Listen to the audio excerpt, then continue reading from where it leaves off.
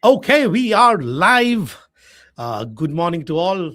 This Sunday morning, and this is Jijo here with me is Siddharth. This is the second session of Race to 99 percentile Head Start of Career Launcher. And in this particular session, we're going to deal with VRC and starting VRC right. That's heading. We're going to discuss a few select questions from CAT 2025 slot 3 or shift 3. When I took shift 1, Siddharth took shift 3. So it is Siddharth's show, and I am here to help him ask questions, be the student, and let's get started. Welcome, Siddharth. Thank you. Thank you, Jijo, and welcome everyone. So let us start with this session. And as Jijo pointed out, that I took the slot 3 of CAT 25. And what I will be doing is that I will be trying to replicate my thought process as it was when I was taking the paper. So I will be talking about my vulnerabilities also, that this is what I thought, then how I decided between the two option and what mistake I committed.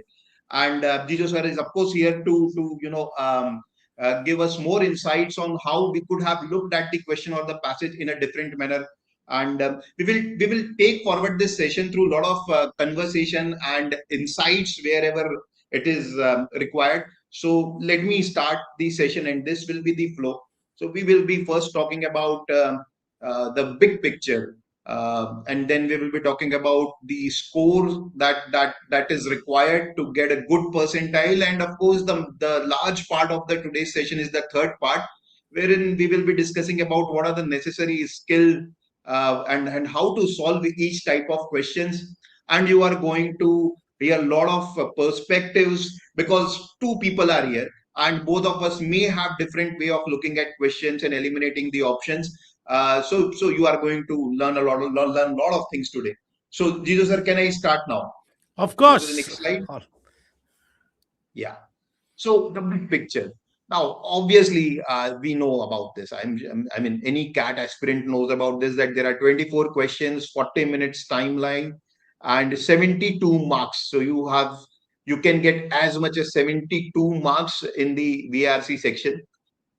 And this is what the breakup of this section has been for the past few years. The 4 passages and the 8 questions on verbal ability. The questions on verbal ability, they have varied. I mean, this year there were 2 questions on each type: para summary, para completion, parajumble, and odd sentences. There have been some variations in the previous year, but 4 RCs remain constant. I think last 5 or 6 years. So 24 questions, 16 passages. In a way, Jesus sir, if I look at the entire paper, so almost 25% of the entire CAT is based on reading comprehension, almost. So if somebody is ignoring that, then I really doubt that person will do well in the CAT exam. What are your views on that? Actually, I'll go one step ahead. Now, if I look Hmm. at verbal ability, they are called verbal ability, but look at the kind of question. Can you summarize a paragraph? Okay, if I give a particular paragraph and I give a sentence, can you identify where that sentence fits into the particular paragraph? If I give 4 sentences in a particular paragraph in a random sequence, can you make the correct sequence or the ideas of a particular paragraph? If I give you, let's say, 5 sentences or in a particular paragraph and ask you to pick one sentence that does not belong to the particular paragraph, all these are in a way paragraph comprehension, the ability to interpret, understand paragraph. And the reading comprehension is passage comprehension. At the end of the day, this is passage is a collection of paragraph. So if you actually look at CAT, all the 24 question I would say is comprehension. Not only that, let's go to DLR, for instance. Half the problem that students have in DLR is not able to understand what is given.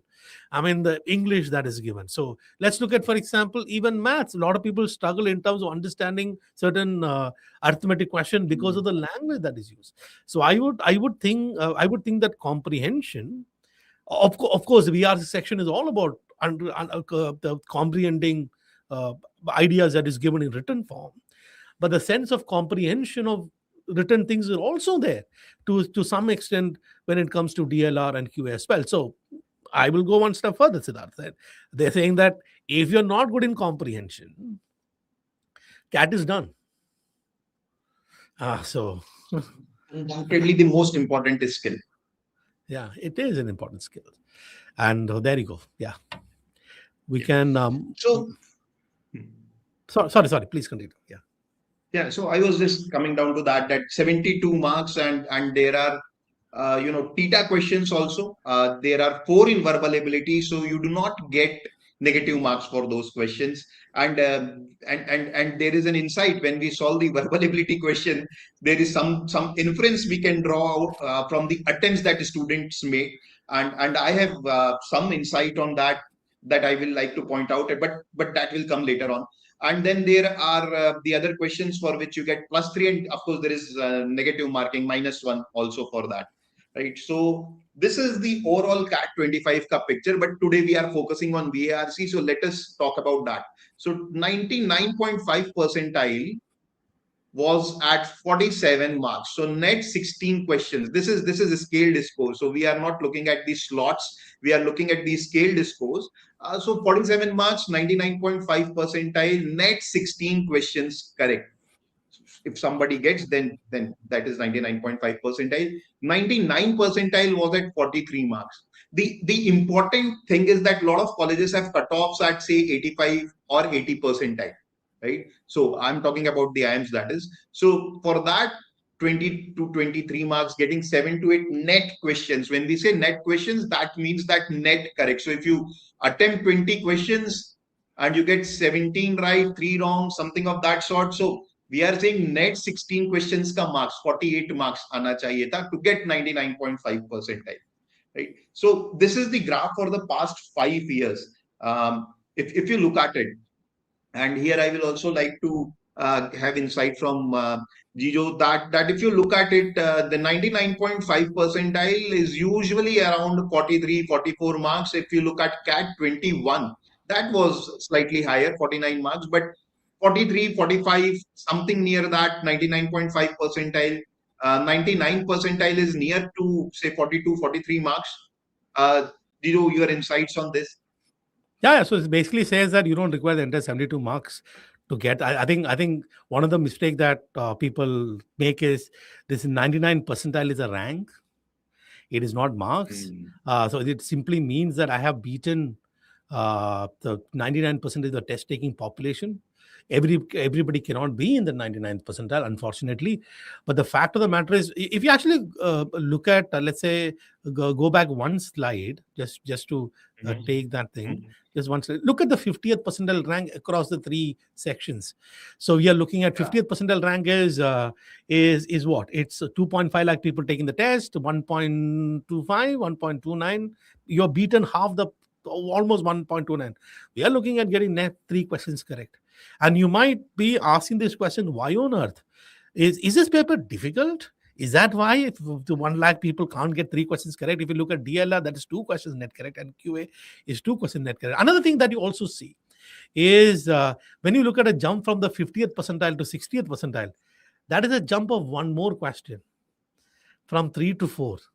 From there, about 2 more questions correct will get to the 70th percentile. From there, 1 more question, get to the 80th percentile. From there, 1 more question, 85 percentile. 1 more question, 9. So what happens is that if the way in which you want to look at, I mean, we will discuss this, is to say that it's asking that, okay, I see a question on the screen. Can I get this right? Can I get 1 more question correct? Can I get 1 more question correct? And hopefully reach wherever you want to reach. Yes, we can move on. I think the next slide is, all these are scale score, by the way. There are, of course, variations. Each of these had 3 slots. Which means that when CAT 2021 scale score of 99 percentile is 45 marks, that doesn't mean that all the 3 sections required 40. The 3 slots required 45 marks. Some of them would be easier, some of them would be difficult. But the key thing is, by and large, if you look at the story, there is in the 40s is amazing. If you get in the 30s as a score, you are probably hitting the 95th percentile.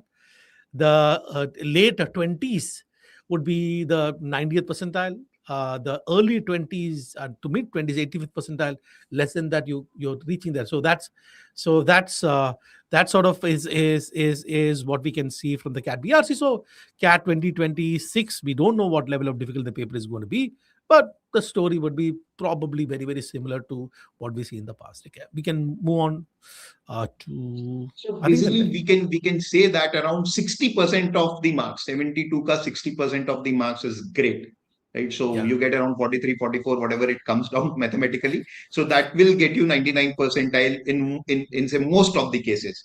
Okay. yeah. So this is the net questions So the same that data we net wanted to question. show. We could Yeah. skip this. So basically, it says that again, to get 99.5 percentile, you need to get say 16, 17 questions right. Okay. So the same data in terms of net questions.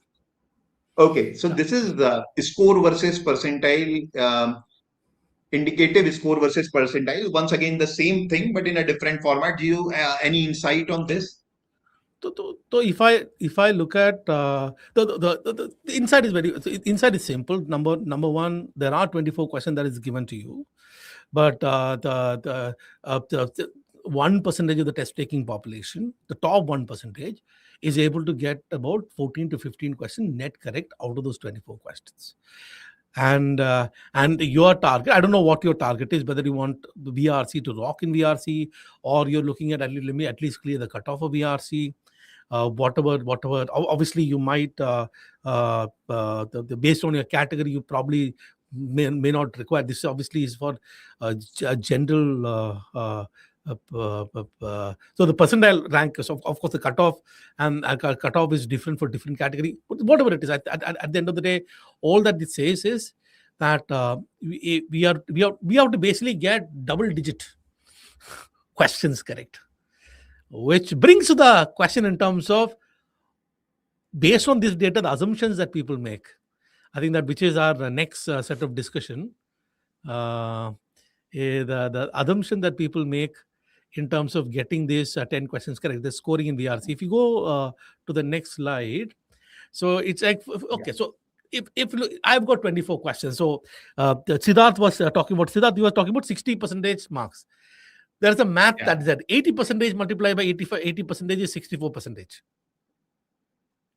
Okay, remove the 20% negative marking divided by 3, that's about 8. So if I solve 80% of the questions at 80% accuracy, it seems to be fine. I think if, for example, somebody would think about the fact that, okay, if I attempt, let's say, 20 questions, if I attempt 20 questions, get, let's say, 16 questions correct, I have 4 wrong. 4 wrong would be negative marking of -1. Let's assume that's somewhere around that, somewhere in the case. Then I am safe. Or somebody would say, sir, I just want to hit about 90th percentile. I don't even want to attempt 20 questions. I will attempt 16 questions, sir, with about net 13 questions correct.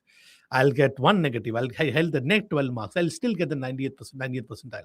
But the problem next is, okay, if I have to attempt 20 questions, I can actually ditch one RC passage completely. I think that sort of is the normal discussion that happens. I don't know whether you give this advice. I don't know. Siddharth, you are in that boat saying that you should solve 3 RC passages and 8 VA question, or you should solve 2 RC passages and 8 VA question, or 1 RC passage and 8 VA question, or 4 RC passages and 4. Which boat are you in? which is your? I keep it very simple.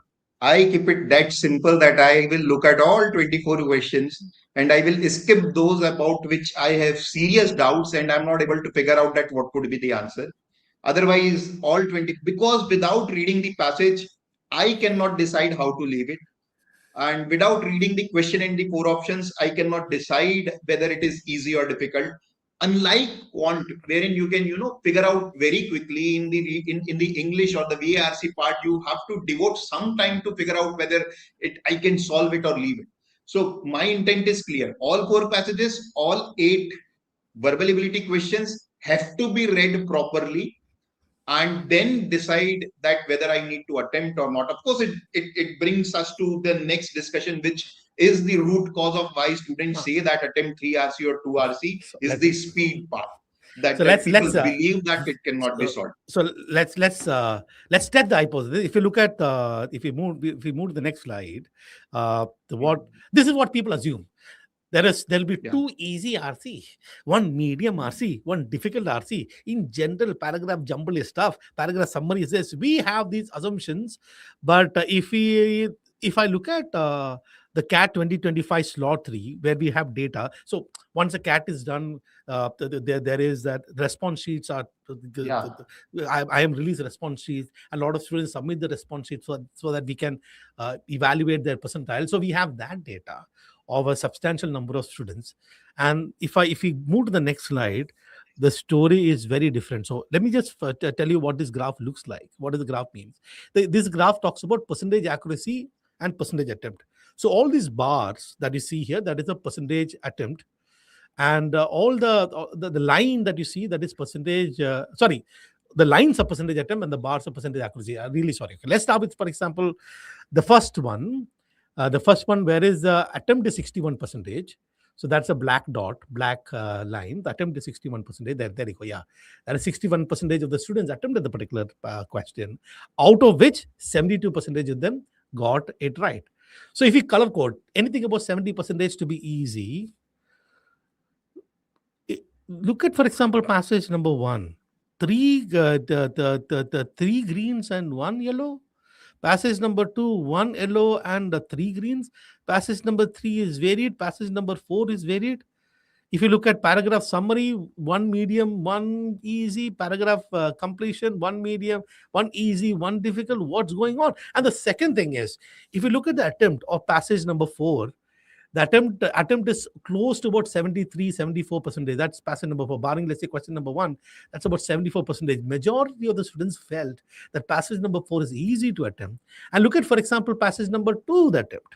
Passage number 2 attempt is 45 to 50%. That means that some of the students actually looked at the passage and read about 2-3 sentences, saw philosophy or ethics, and suddenly dished it and went to a particular passage. What Siddharth is telling you is very different. Siddharth is saying that I will not know the level of difficulty of a particular question unless and until I don't read the question, read the passage and read the questions. And if we kind of look at, for example, if we move to the next slide, we actually see that either anything is possible. The reality is anything is possible. We can never prejudge just because a passage looks to be something, just because paragraph summary is something. We cannot never prejudge what what the level of difficulty of a particular question is, which brings to a discussion, which is the next slide is saying that eventually focus has to be on question. That is what I'll agree, Siddharth. Let me give you my thought, and then I will give the floor to you. My thought is this. Right? Okay, Siddharth, I'm not saying that you should solve all the 24 questions. I'm not saying anything. I'm not even saying you should solve 4 passages in 8 BA questions. I'm not saying that. I am saying this, that your decision, CAT is a set of questions that you see on the screen, one question at a time. I am looking at one more question. Now, in VRC, let's take, for example, reading comprehension. In VRC, I read the passage. I go to the question, I read the options. Situation number 1, I'm reasonably confident the answer is option 3. Something tells me that option 3 is telling me, pick me. That is confidence level 1. Number 2 happens sometimes that, oh my God, I don't know why 3 is the answer. I can't explain it to myself. I feel option 3 is the answer. Okay, I think we have doubt, but we are also a little confident. Doubtful, but we are really reasonably confident. I think I'm okay taking the risk. Something tells me that answer choice 3 is the right answer. And the third thing is when I'm absolutely confused. Madam, I'm confused with whether answer choice is 2 or 3. I'm completely confused. Now, what I would say is trying to spend more time on a question that is confusing is a negative attempt. Imagine this, that out of, let's say, 12 RC questions that you attempted, 4 questions confused you. In those 4 questions, you went back to the passage. You started reading the passage once again. You came to the question, start evaluating. Before you know it, you would have spent on an average 2 minutes each extra to get what? Negative marks. And then eight minutes that you spend, you could have spent in somewhere else. So the thing, and sort of the whole idea that you have to read fast. Why should you read fast? It's 500 words. Each of the passages 500 words. If you read it very slowly, like the space in which I'm speaking right now, if you read at that slow, you should be able to read the passage in about 3 minutes. I think we end up so much of talk is about reading these fast. You have to read the passage slowly to kill the options quickly. That is my take. My take is I'm completely agreement with Siddharth, which says that I am not going to prejudge anything. I'm going to read the passage at my own pace, and I'll go to the question. Whichever I'm confident or reasonably confident, which I feel that I have to take a risk, I will take a risk. If I'm confused, I don't know what to do, I'm just going to skip the question for the moment, keep moving on. Because what I want is whatever question that I see on the screen, I have to get 3 marks or 0. I am not going to fight for a negative 1 mark. That is my piece, Siddharth. Yeah, thank you so much. So, Jijo has given us the framework which most of us go through. So, for me, for example, if there are 24 questions, let me be very honest about it. I would be very confident about, say, 5 to 7 questions. That ये तो पक्का सही है. It may happen that I may still get wrong, and I will show that I got wrong in one CAT 23 paper. For most of the questions, I am doubtful between the say 2 options. So, and I will say that around say 16 to 18 questions would be in this zone where I'm a bit doubtful about ki A can be the answer or C can be the answer. I take a chance. I get them right most of the times because of the practice and experience. And this is where I want to tell you that if you are feeling that for you also that is the case, trust me, all of us are in same boat. Even as a mentors, we are doubtful about ki even this can be the answer, right? And for me, this happens less times, say 1 or 2 questions. But then the main thing that I want to talk about is this: that we all are doubtful. We are never sure. We are rarely sure that degree can vary. For me, it is 5 to 7 questions where I'm confident about. For Jijo, it could be say 7 to 8 questions. But nobody can say that that person was sure in all the questions that he has marked. So that is something that is available maybe in the YouTube tricks wala video, but in reality, I really doubt that happens. So this is what I want to say, that whatever anxiety you feel during solving the paper, we also go through the same feelings, right? The degree may vary, the experience may come handy, reading habit may come handy, and remembering the past mistakes that help. All these things help. So slowly, brick by brick, if you build your VARC competency, that's going to help you a lot. Yeah, Adding to reading fast. so Yeah, sorry, Jijo. just want to add that. Okay, so I am Yeah. so the when the in maths. Okay, so you are not evaluating options, right? Huh? So you know the answer. You 2 plus 2 is how much? You know, you crack it, you go solve it. In VRC, is that you're always taking risks. Every single question is sort of taking some sort of risk. So the level of confidence that you may have is never going to be 100% when I say. But there are and a substantial number of times you're going to be in some sort of doubt. And the entire thing about VRC is how much of fight you're going to deal with that particular doubt. How do I navigate the doubt? How do I not overspend unnecessary time on a particular question? Because that is what kills. Everybody assumes that reading is a problem. Reading is never the problem. The time waste, for example, somebody says that I take 15 minutes to solve an RC passage. You would have spent 5 minutes reading it. But the substantial chunk is sitting and evaluating options. You going back to the passage and stuff. So when Siddharth is saying he is doubtful about 16 to 18, his doubt is he will be probably about 70 to 80% certain of his answer. Okay, so and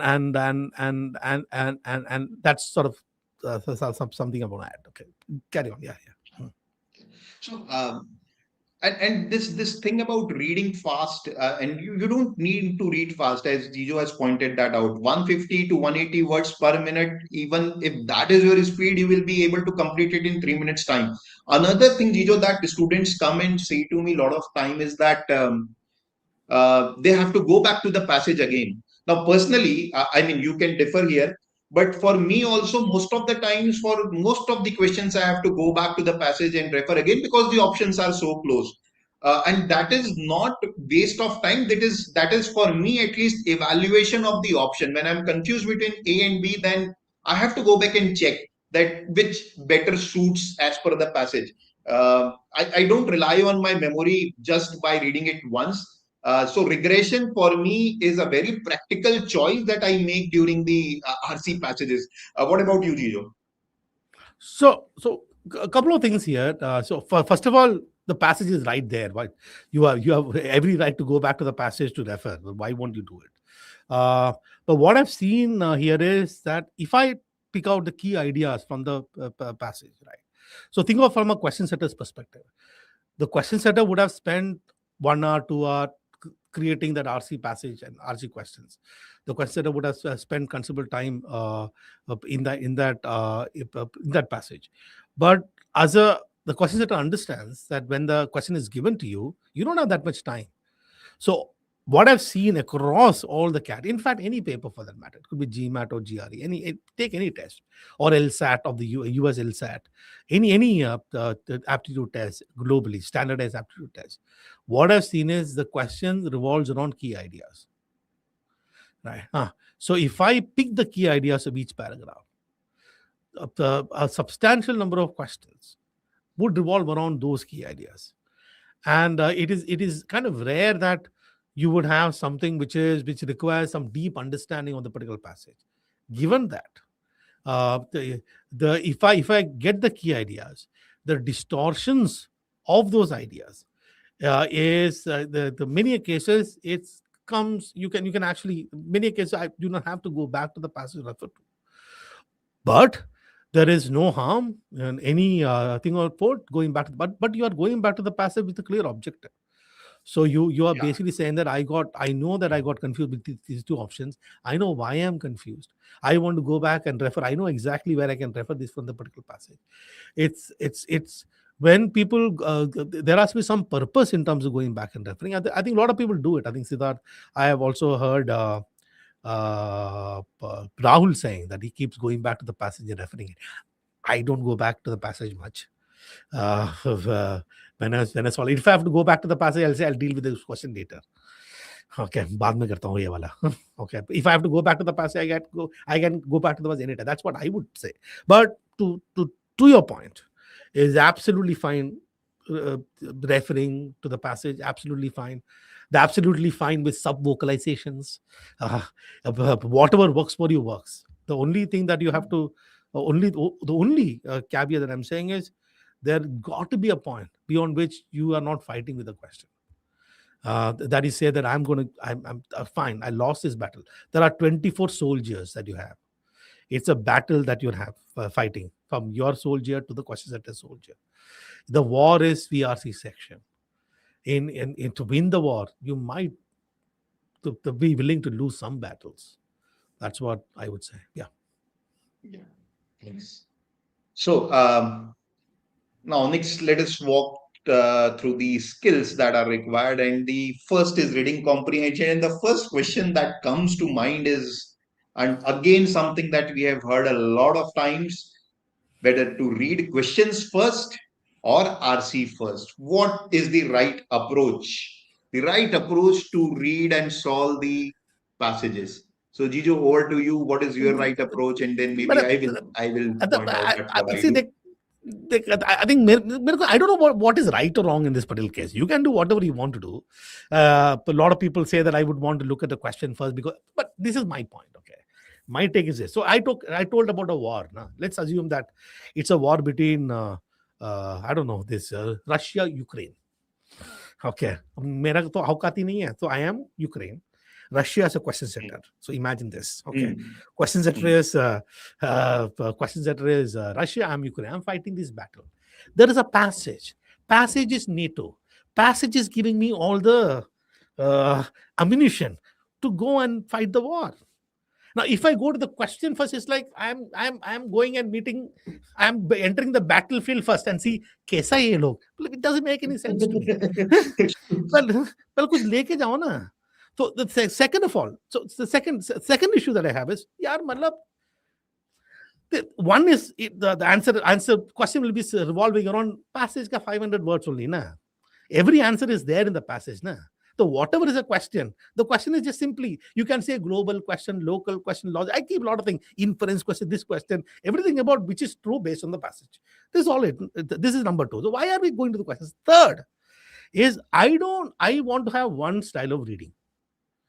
Okay. I don't want to change my style. Imagine, for example, the question says suddenly, which of the following is the contextual meaning of the word, I don't know, the utilitarianism as used in the particular passage. So then now the next to go to my mind is, okay, I'm remembering utilitarian. Where is utilitarian?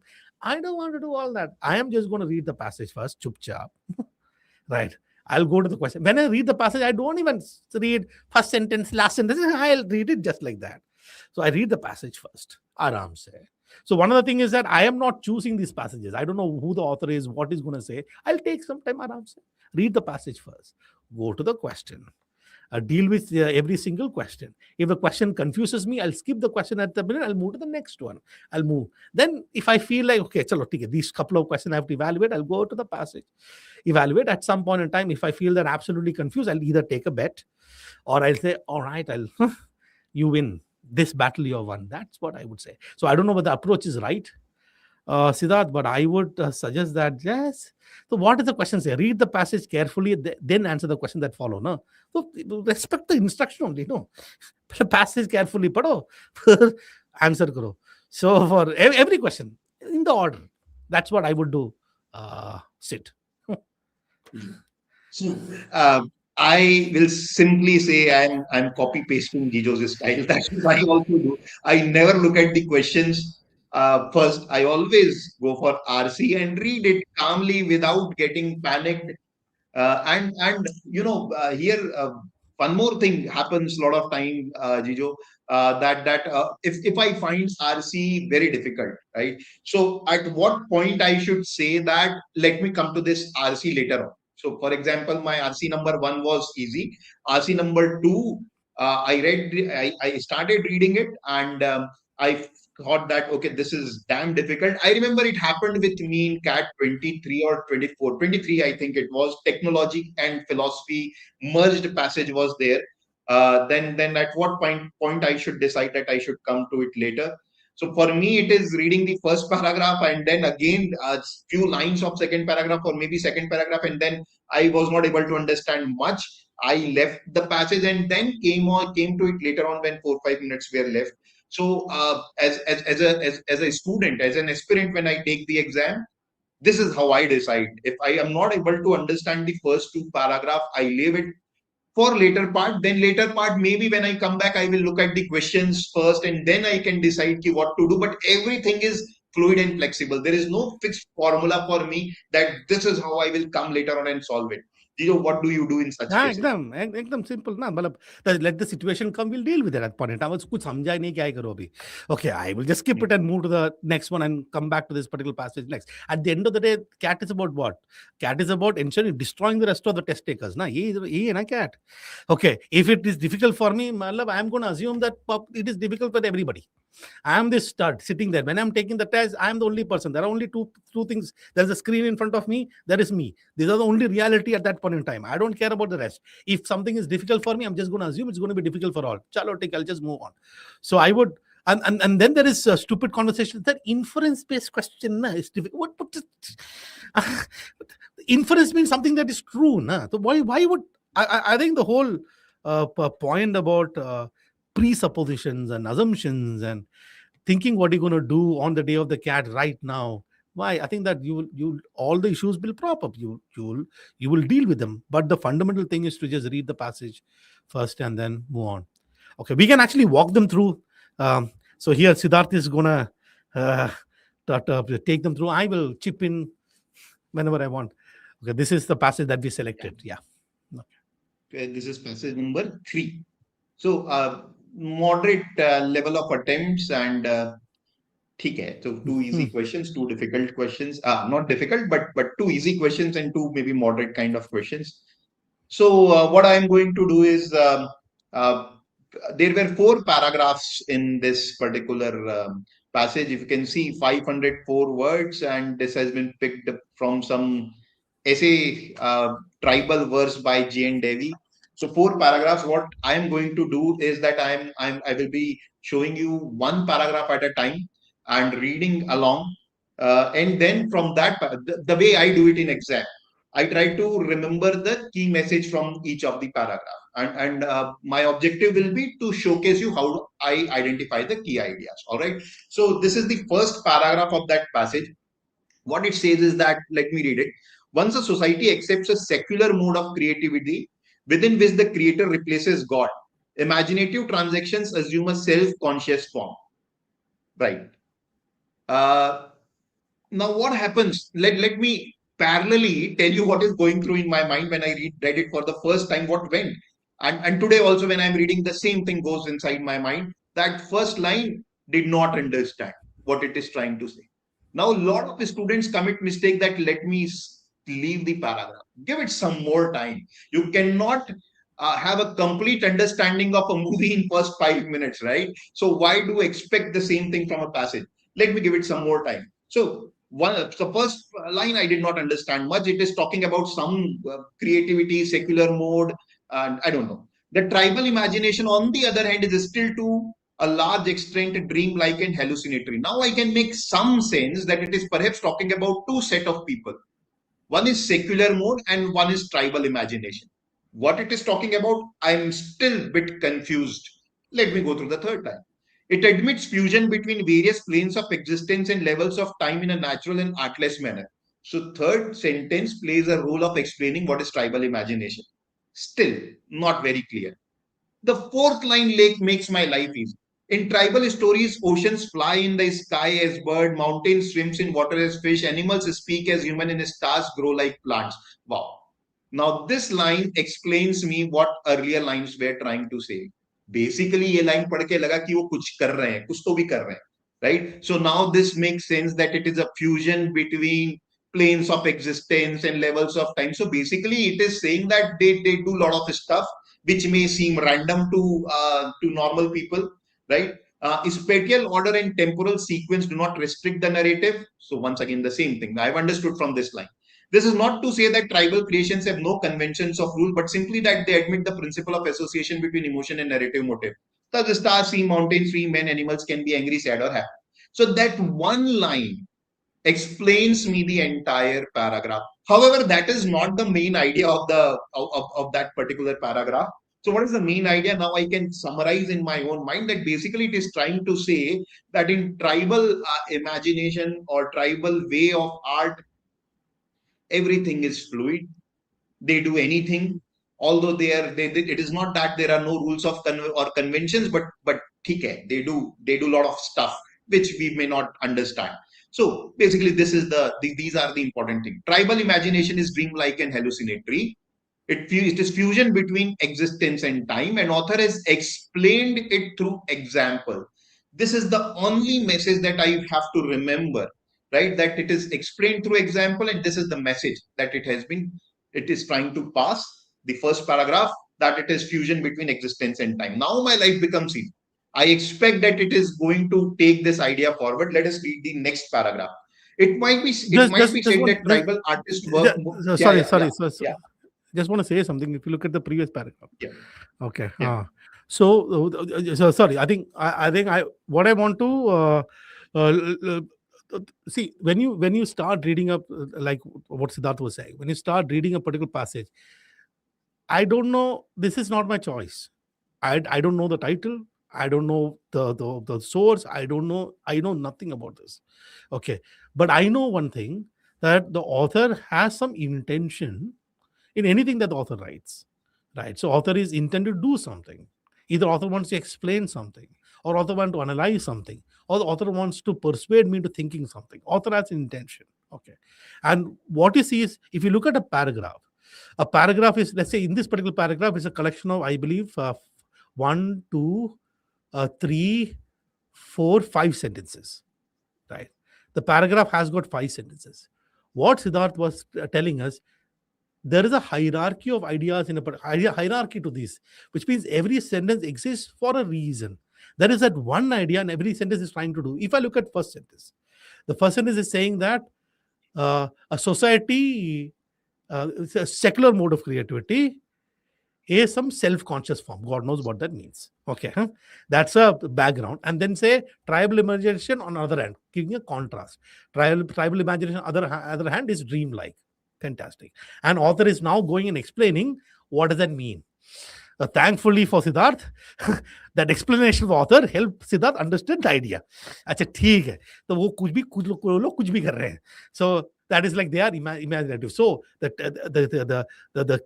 key sentence in this particular paragraph is the second sentence, which is rightly picked by Siddharth. I would say that I would pick the second sentence as a key sentence. I would say tribal imagination is dreamlike hallucinatory.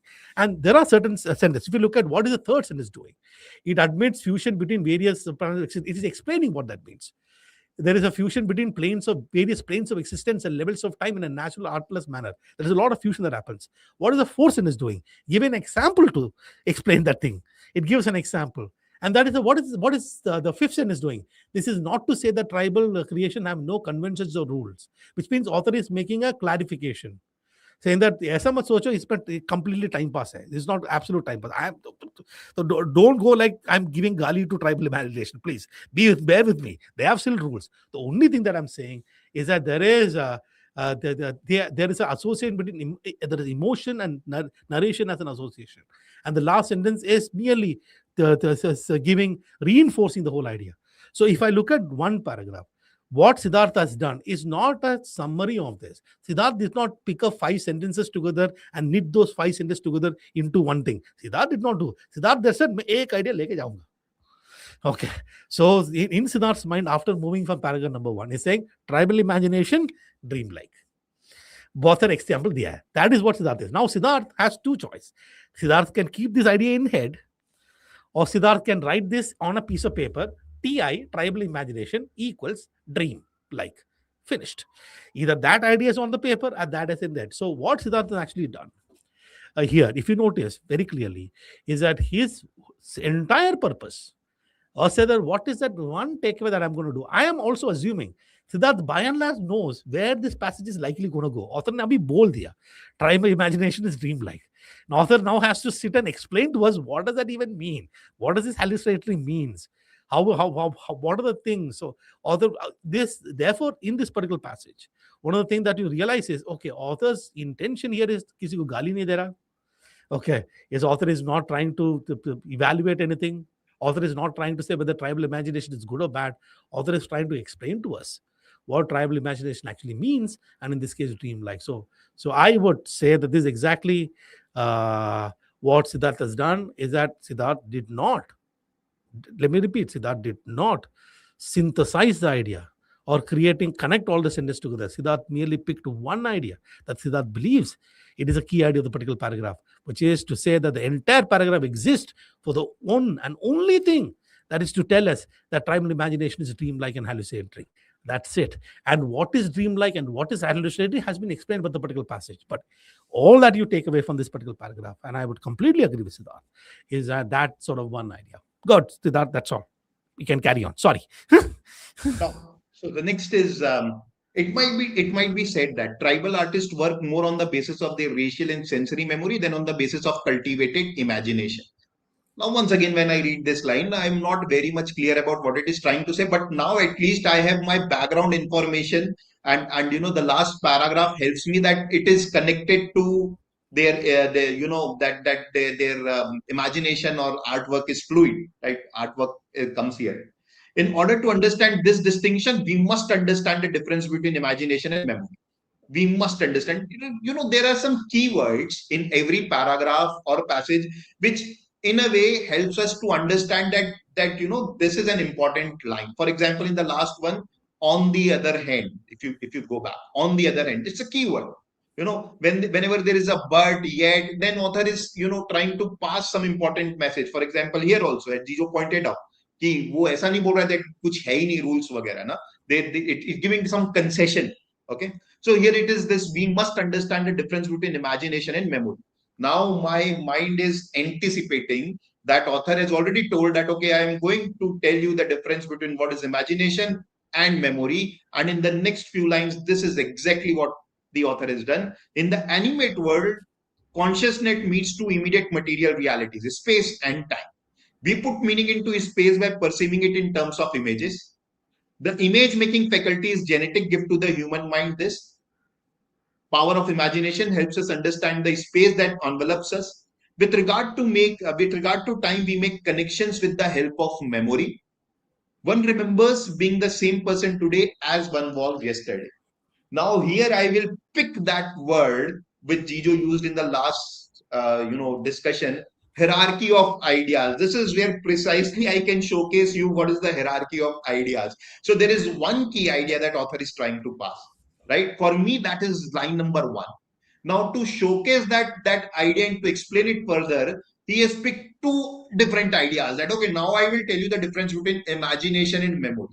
And to tell the difference between imagination and memory, author has further gone down and picked two other ideas, which is space and time. So something like this, one thing. Then there are 2 and 3. So 1 is the sentence number 1. 2 and 3 is here, say for me, imagination and memory. So now he picks that, okay, I will explain what I'm trying to say in line number 1 through, say, imagination and memory. And then again picking the two things of space and time to explain what is imagination and what is memory. So this is what the second paragraph is trying to do. If I have to sum it up, this is the summary. Tribal artists work more on the basis of memory than imagination. That is the key message that he's trying to pass. He's explained it through using two different, hierarchy of ideas, not different, I must say, hierarchy of ideas.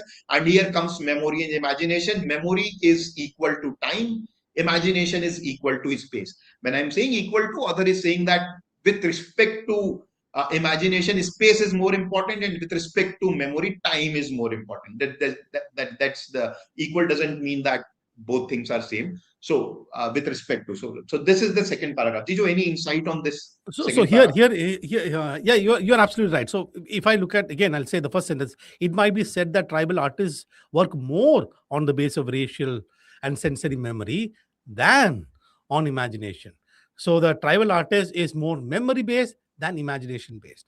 And then the author goes on to say it very clearly, like you said, that पहला तो ये तो तुमको कुछ समझेगा नहीं मैं तेरे को थोड़ा ज्ञान देता हूँ मतलब मैं क्या इमेजिनरी क्या है मेमोरी क्या है मेमोरी होता है based on time past. Imagination is about space. I think probably geography is what I'm assuming is space. Okay, we make imagination based on where we are.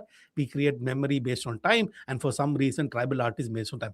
Here in this particular passage, you could pick up either picking the idea that, okay, so I think the idea that you got to pick up is simply the idea that tribal artists work more on their memory than on imagination. Other thing that you got to understand in these kind of things, you have to be very, very sure about the position the author is making. Author is not saying they don't use imagination. They are saying, or they only use memory. It's saying they work more on the base of memory than on the base of imagination. So it's basically, which is what is being mentioned. Even if I take away that one line, it is enough. I think that ज्ञान दिया author ने.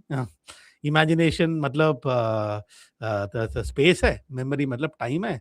So for some reason, the tribal artists work more in terms of memory. I think at this point in time, I'm also thinking ज्ञान author has to now move. So what has happened is from this broad idea of hallucination, okay, and dreamlike, author has come down to one specific discussion about memory versus imagination. And now I think that next step is author has to move in this direction to talk about this much. This particular is what I'm guessing is going to happen in passage number 3. Yeah, but perfect. Said as done it. He is excellent. Well, actually, Siddharth is explaining how we thought of this during the exam, right? Okay, Okay. this is what that how One thing I will like to point you out, guys, is that why I have written this explain. Now, for me, whenever I read a passage, there are two objectives for me. One is the identifying what is the key agenda or the purpose of writing this passage, which we call as the main idea. And the second is how has he structured the entire passage to come out to the main idea. So the second part is only about structuring. So explained word helps me कि अच्छा उसने explain किया है ऐसा कुछ use करके rather than any significance. So I'm just showcasing you what went through my mind. Of course, I do not write it during the exam, and I will not suggest you to do that until, I mean, in the beginning for practice purpose you can. Right now, that is the third paragraph. Let us start reading it. The tribal mind has a more acute sense of time than sense of space. This makes my life so much easy. Now this is like a, a cakewalk kind of paragraph for me, because I already know that this is what he has talked about in the second paragraph. So this is the continuation perhaps of what was there. The tribal mind has a more acute sense of time than the sense of space. Somewhere along the history of human civilization, tribal communities seem to have realized that domination over territorial space was not their lot. They are saying that they cannot perhaps dominate space. Thus, they seem to have turned almost obsessively to gaining domination over time. This urge is substantiated in their ritual of conversing with their dead ancestors year after year. Tribals in many parts of India worship terracotta or carved wood objects representing their ancestors, aspiring to enter a trance in which they can converse with the dead. Over the centuries, an amazingly sharp memory has helped tribals classify material and natural objects into highly complex system of knowledge. Nothing new. Nothing new in this paragraph, only explanation of that why they give more weightage to time. The tribal mind has more sense of time, which is memory, as per the second paragraph. Author has explained it through reasons that why they do it, because if I remember it from the reading, that they believe that they cannot dominate space, they can perhaps dominate time. The second paragraph, the third paragraph does nothing, but it is repetition or continuation, whatever you want to say, of the idea from the second paragraph. Right? So, done. Let me go to the fourth one now, and then I know that it will continue the same line of thought. One of the main characteristic of the tribal art is their distinct manner of constructing space and imaginary, which might be described as hallucinatory. Oh, okay, I have read this word once in the first paragraph. It makes complete sense to me, and I can now start believing that perhaps he is trying to close the discussion from where he started, that it is hallucinatory. All the things have been explained, that why it is hallucinatory, so on and so forth.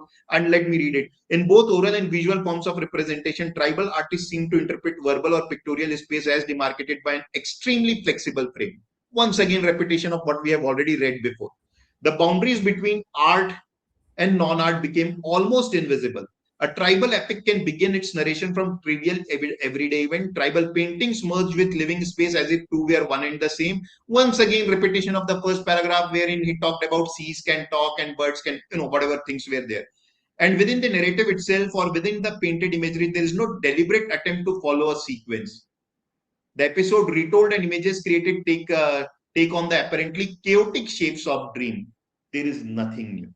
The paragraph, the passage closes. So this is what, again, the last paragraph is about. It basically discusses the main characteristic, which is hallucinatory, and explained it using the words like flexible, chaotic. It is simply the repetition of the idea that we have already read in the first para of this passage. Right? So if I have to sum it up, these are the four, the summary of each of the para. And Jijo, just one thing, and then I will ask you to chip in. Now, this is exactly my objective is, as I'm saying, this is my objective. In my mind, I should be very clear after reading the passage that what is the main idea. Main idea basically for me is what is the content of the passage, which is tribal art. So this is a typo here, which is a tribal art content.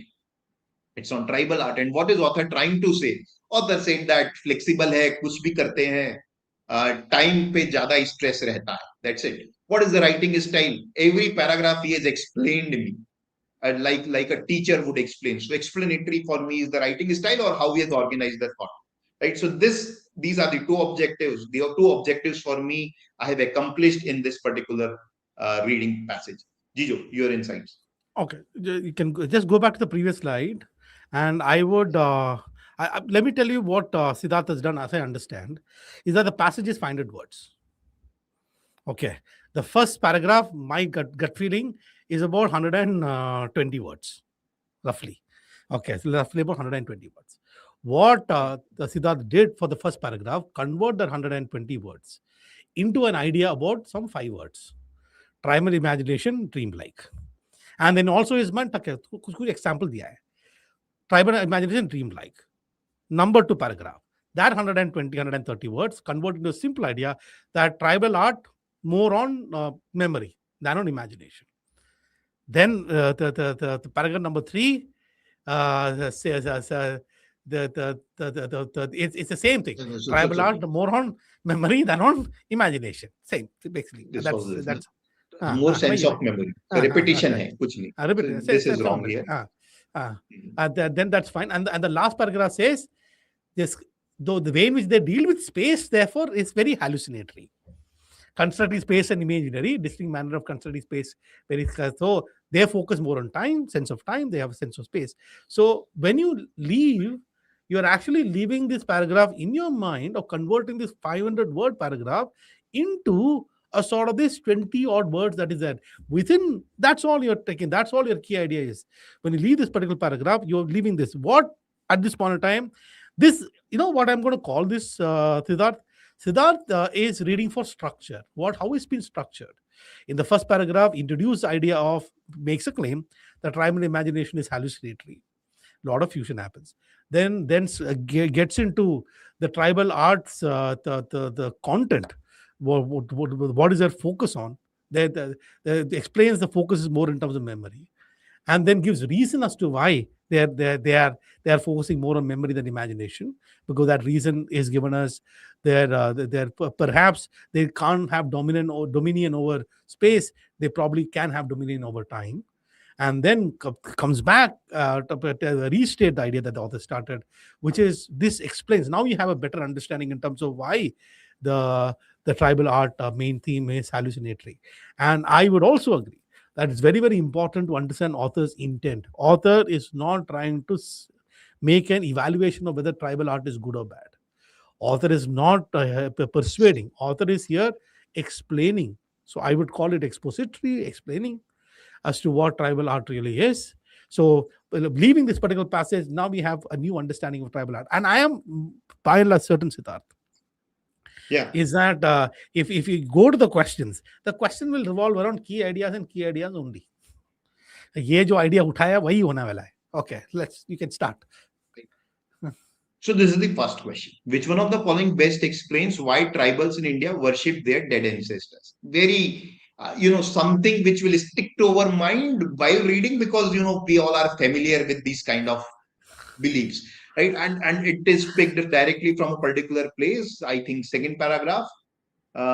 It is third, I think. Third paragraph. Yeah. So directly from third paragraph. So let us see the options.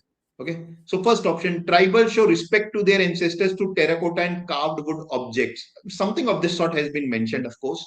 Tribals seek territorial domination over the space that they inhabit. It's a claim that they seek territorial domination. Unlikely. A is better at this point in time. A for me is little better than B, because I do not get a feeling that they are trying to achieve something, territorial domination or something of that sort. Right? In fact, they believe that it cannot be achieved. Territorial cannot be achieved is what they believe. So this definitely is opposite to what is given. For tribals, conversing with the dead becomes a way of seeking control over time. Yes, they want to have a control over time. So this looks a possible answer. This looks a possible answer. Tribals possess a sophisticated knowledge system that is based on completely not related. So this again I can rule out that they possess a sophisticated knowledge system. He has mentioned something that through this they have achieved something complex system of knowledge, but then that was not the key message of the third paragraph, which I anyways identified. So it has to be between 1 and 2. And this is where at times I need to go back and check that what was that cause and effect relationship, right? So if you read it, so it becomes very clear, they seem to have almost domination over time. This urge is substantiated in their ritual of conversing with their dead ancestors. So they have urge of gaining domination over time, and this is substantiated. Substantiated means strengthened or supported, I should say, when we see that they converse with the dead ancestor. So why do they converse? It's given in the line before that they want to give domination over time. So right answer is option number C. Attempt 63%, accuracy was fairly high. So easy question, I would say. Let me go to the next question. Just 1 second. Yeah. I want to. So just my sense of this particular question. The question is asking something very specific. Which one of the following best explains why tribals in India worship their dead ancestors? The question is asking the purpose as to why they worship the dead ancestors. If you look at option number 1, these are the kind of traps that the question setter uses quite often. Because option number 1 is mentioned in the particular passage. The passage got 500 words. A lot of things are mentioned in the particular passage. The question, what the question is asking, why tribal India worship the dead ancestor. Question is not asking how they worship. The question is asking why they worship, not how they worship. So if you end up marking option number 1, this is because you read the question very wrong. So I'm just going to deal with option number 1 as something that is sidetrack truth. So that's a name that I give in terms of saying that, look, this is something that does not answer the question. They're saying why. Question number 2, territorial domination of spaces, that's a lie, because the passage does say that they can't. I think that's what I remember reading. Did I say that? Yeah. So they said that's an absolute contradiction. And the tribal possesses sophisticated knowledge system based on memory. Now look at the question setter. If you look at paragraph number 2, last sentence. Sorry. Paragraph number, where is it? Paragraph number 3, last sentence. Right. Over the century, amazingly sharp memory has helped tribals classify material and natural object into a highly complex system of knowledge. Now look at what answer choice number 4 is doing. Tribal possess sophisticated knowledge system that is based on memory. That would be a true statement based on the particular passage, but does not answer the question. What you find quite often as to why people get confused with options like this is because the question setter, for a very specific question, asking something very specific, the question setter, how does question setter is creating these wrong options, right? So, and why do you feel options are close? Okay, you should not be feeling options are close because there is 1 correct answer and 3 wrong answers. One of the ways in questions that traps you is by picking up sentences from the particular passage that does not answer the question that is being asked. So, what is clearly there is that conversing with the dead becomes a way of speaking control over time. And that is exactly what you see in the passage itself. So just want to say, so 79% managed it, but look at the attempt. Not everybody attempt the particular question, but it's good. Okay, let's move to the question number 2. Yeah, please carry on. Now the question is STEM might look a bit confusing because all of the following, if true, would weaken the passage's claim about the hallucinatory tribal imagination, except that. So one is would weaken, and one is except. So simply 2 negatives are there. 2 negatives make positive. So I will look at something which is in line with author's view. Once again, I repeat, a lot of students get confused.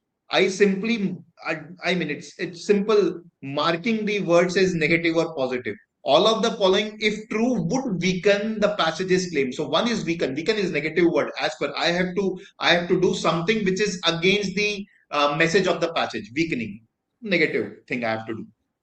And then there is except also. So it's a second negative. So 2 negatives make mathematically things positive. So I think in that direction, okay, so I have to mark something which is in line with author. Now that's where, thankfully, this year CAT has not played that trick a lot. But in previous, I remember couple of years, they have used a lot of double negation, triple negations in the passage. So for example, question could have been like this, that all of the following, if false, would weaken the passage's claim about the hallucinatory tribal imagination except. So that if true could become if false. Now then there would be 3 negatives. 3 negatives will be a negative. So in that case, I would have looked for something that even then I can get an answer wrong. So that's a different thing. But at least to simplify what question is asking, this is what I do. Now, so basically what I have to do here is I have to look for something which is in line with the passage, what author is trying to, what the passage is trying to say. Let us look at one. Tribal stories depict the natural world in accordance with rational scientific knowledge. Absolutely not. He has used words that we have seen in our summary, in our main idea. We have used words like chaotic, hallucinatory. This is not rationality. It's opposite of what is being mentioned. So this cannot be the answer. I am looking at something which is in line with the passage. Tribal narrative exhibit a chronological beginning, middle, and end. No, it is chaotic once again. So this is not possible. Third, shamanic rituals involve conversing with the dead, often feature in tribal stories. Absolutely, we have just now marked the previous answer. The previous question was based on this only, that they converse with the dead. So this has to be the answer. Let us look at the fourth one unless it presents some more compelling option. Tribal art excludes the depiction of mundane reality of everyday life and object. Untrue as per the passage given in the last paragraph that everyday events are there. So easy, very easy if you simplify the question step. And perhaps that is why attempts are less. The people make the couple of things I want to say about this particular question. First of all, you don't have to go back to the passage, Siddharth, for this. Yeah. I'm also guessing that for the previous question also, you really don't have to go back to the particular passage, according to me. All right. So if you got the ideas right. So here is somewhere, first of all, 48% attempted this particular question. The previous question was 63%. They saw the word weaken, thought it's critical reasoning, and left. You got to understand something. At the end of the day, it has got nothing to do with the question. Eventually, how options are created. Na? So you're saying that we can accept. Either do maths like what Siddharth is saying. Negative multiplied by negative is positive. Yeah, dekh lo. I think that the kind of option, tribal stories depict in scientific knowledge, it author will run away from you. If what kind of stupidity is this? Tribal narrative exhibit chronological beginning and end. Crazy. Tribal excludes depiction. So this is a question that is straightforward. Shamanic rituals involve conversing the dead, often feature tribal stories. Great. We are moving into question number 3. Next question. Non-human living forms exhibit human emotions in tribal narratives because tribal narratives. Once again, I don't think that I have to go back to the passage because I do not believe that it is picked from a particular place. So look at the options. Have a self-conscious form, abandon all rules and regulation, are rudimentary and underdeveloped, accommodate existential fluidity. I cannot locate that if that has been picked from one particular area. So why non-human living forms exhibit human emotions in tribal narratives? The question is very generic. They have kept it fluidic. That's what we have already seen. So if I remember my main message, I should mark it without any doubt that this would be the answer. Accommodate existential fluidity, very fluid in nature. That's the key message that author has tried to pass. But let me explain the errors that students might have committed. Have a self-conscious form. This is given in the first line. This is there in the first line. Once a society accepts a secular mode of creativity within which the creator replaces the god, imaginative transaction assumes a self-conscious form. And typically these are the kind of words which we are not able to understand. जो भारी भरकम words लगते हैं जो हमें समझ में नहीं आते. Sometimes our memory retains those words and we start believing that this could be the answer. It has been mentioned somewhere in the passage, but we need to understand this is not the self-conscious form is not with respect to tribal imagination. In fact, in the first line, tribal imagination is not at all introduced. This is about secular mode of creativity. So this is something which is again given in the passage, but not answering the question, the sidetrack word which Jijo used just a few minutes back. Abandon rules and regulation. This is again given in the passage, but opposite. The author says that it is not that they do not have any rules and regulations. So they have rules and regulations. Are rudimentary and underdeveloped. Yeah. तो बोला ही नहीं है कि it's underdeveloped. गाली तो दिया ही नहीं है उसको. Right? So the answer is option D, absolutely, the fourth one, or yeah. So this particular just one point I want to say. Yeah. So the first option trap is a sidetrack. The second is abandon all rules and regulation is like too extreme. I mean, The author has very, very clearly said. They've clarified it. So that's also an absolute lie. A rudimentary underdeveloped, this completely goes against the tone of the particular author. Rudimentary underdeveloped is an opinion. Where is the author given any sort of opinion in this particular passage? So here you could say a tuck, and the only issue that you have is these sidetracking ones. These are words picked from here. And other thing that you also understand is that the word existential fluidity, okay, is not mentioned in the passage at all. That word is not used in the particular passage. Accommodate existential, exhibit human emotions, tribal narratives. If I look at, for example, the first part, it admits of a fusion between various planes of existence and levels of time and our natural atlas, fly, mountain, emotions. Where is emotions even mentioned? It is the last paragraph, is it? In both oral and visual represent, tribal art seem to interpret verbal and demarcate extremely flexible frame. The boundaries between art and tribal can debate narration trivially. Imaginary, there is attempt to follow a sequence, like dream and chaotic. Where is even emotion mentioned?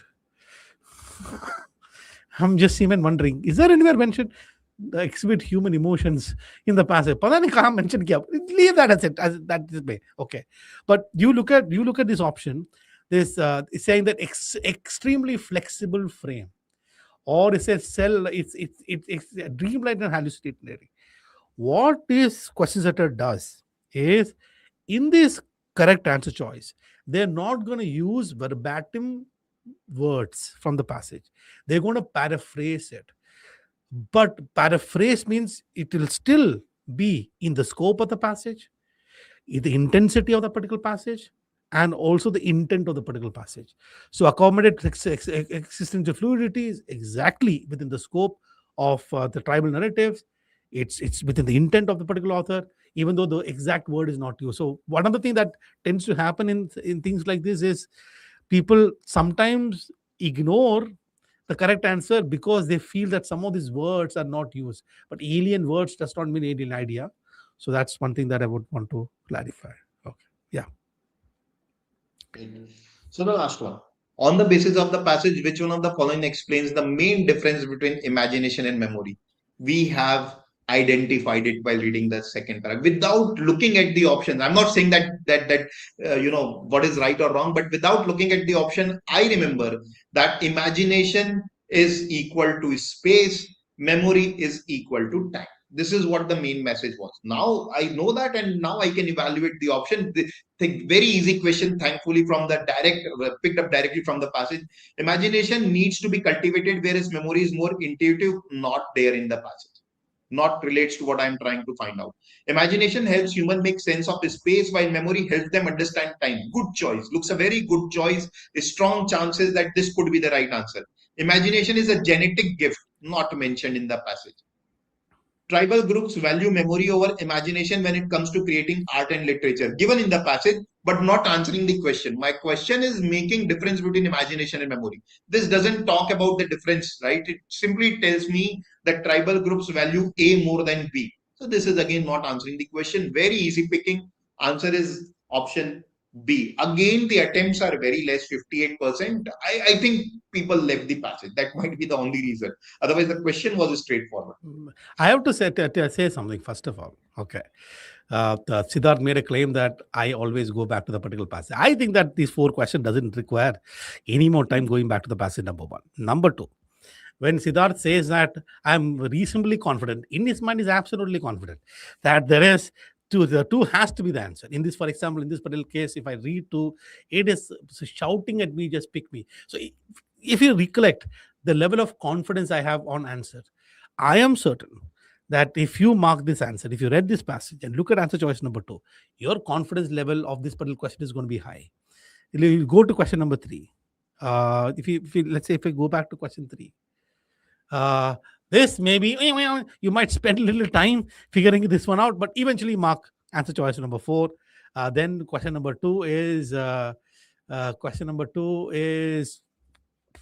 fine. Question number 1 is also fine. So one of the things that people keep saying, telling me, Siddharth, is there is something known as a cat level questions. And what is cat is very, very simple. If you understand the passage properly, so chupcha pado. And if you know some of the ways in which the question setter traps you with respect to this option. Your story is done. So if I actually I have to discuss one more thing before we go to verbal you tell me that to answering each of this question would take how much time? If you are confident about a particular question, you read something and you read the 4 options, if you can eliminate, sometimes you'll be able to solve it in less than 30 seconds. Sometimes the reason why you take more than 1 minute or 2 minutes in a particular question is because you chose to do that. You decided, I'm going to spend time in this particular question. And the reason why this happens is because of this. Before the paper started, sitting today in the month of February, you have decided in the month of November, you're going to ditch one passage completely. Out of the 24 questions, you will convert that paper into 20 questions. Once you already converted the paper into 20 questions, now you don't want to leave any more questions because you already left one passage completely. That is creating the problem. So the thing that you have to understand is, sitting today, don't create a reality of how many questions you will attempt on the day of the cat. Sitting today, create the thing is, I have to develop only 2 skills. Patna mere ko, my ability to read anything, any dense, complex structure, new complex ideas, new ideas, my ability to read it and take away the key ideas, understand the structure of argument, number 1. Number 2 is my ability to evaluate options and ability to differentiate between the truths and the distortions of the truth. Whatever is answered must be true based on the particular passage and precisely answer the question. Any wrong answer is a distortion of the truth that is mentioned in the particular passage. If you keep this reading comprehension simple and do that every single time, not worrying about eventually मैं कितना passage करूंगा, so not even putting any time to it. सच यार मुझे ना passage पढ़ना है 2 minute में, 3 minute में, 5 मिनट में, passage solve करना है, कुछ नहीं. I think that the more you focus, all the skills are incremental. No, skills are developed incrementally. The way in which you focus on the skills and you develop, just keep doing it. On whatever is a strategy that eventually you want to do in the particular day of the cat is the strategy that you want to do the particular day of the cat. But right now, I think that way in which you want to do it is start focusing on the right skills. Yes, that's what I want to say.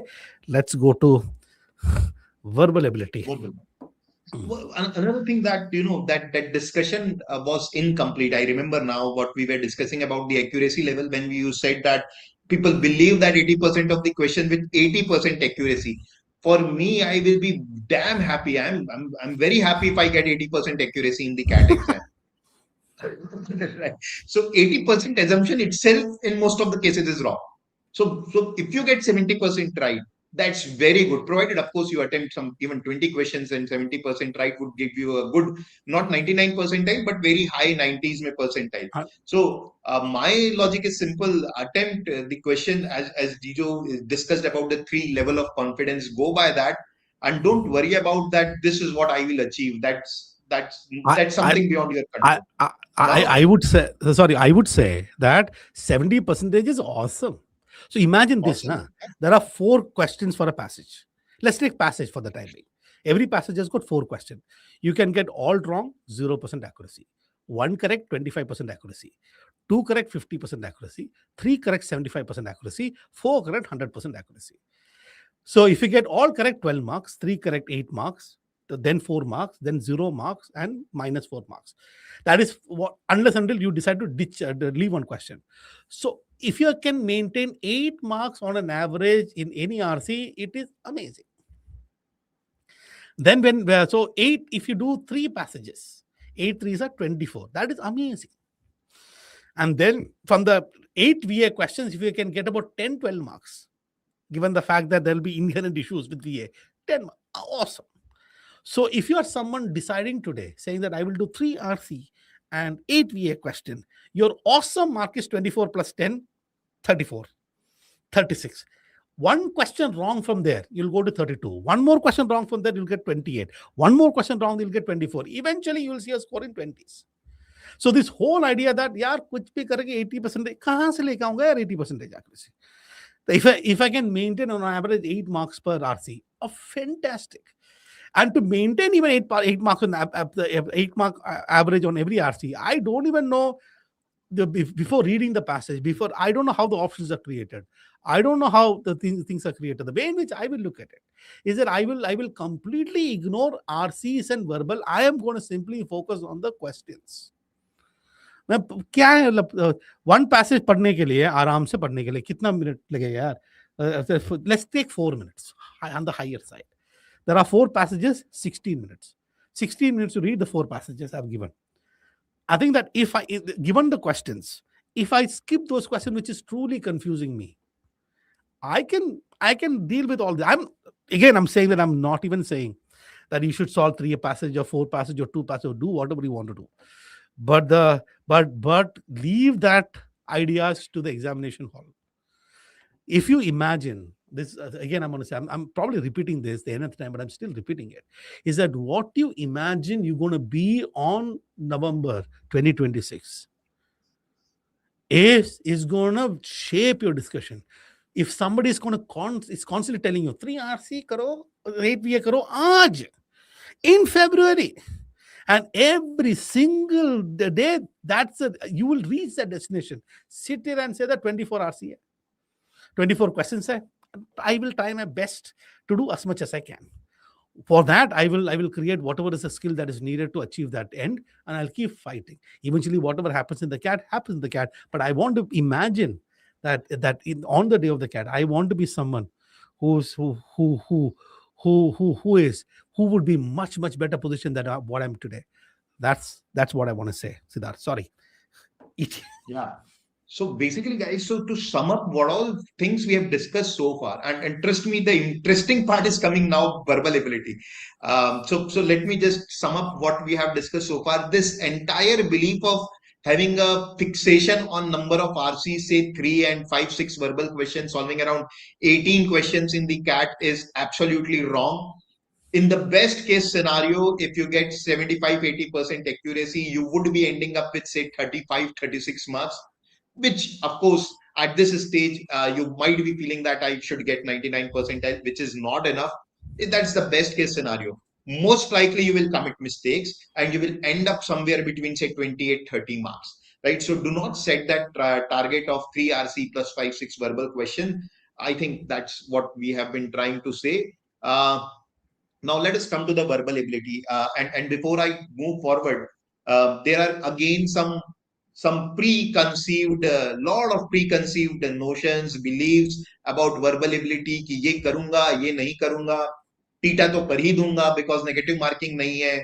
So all those things we are going to discuss. But there are set of students who believe that verbal ability is not that important because it has 8 questions.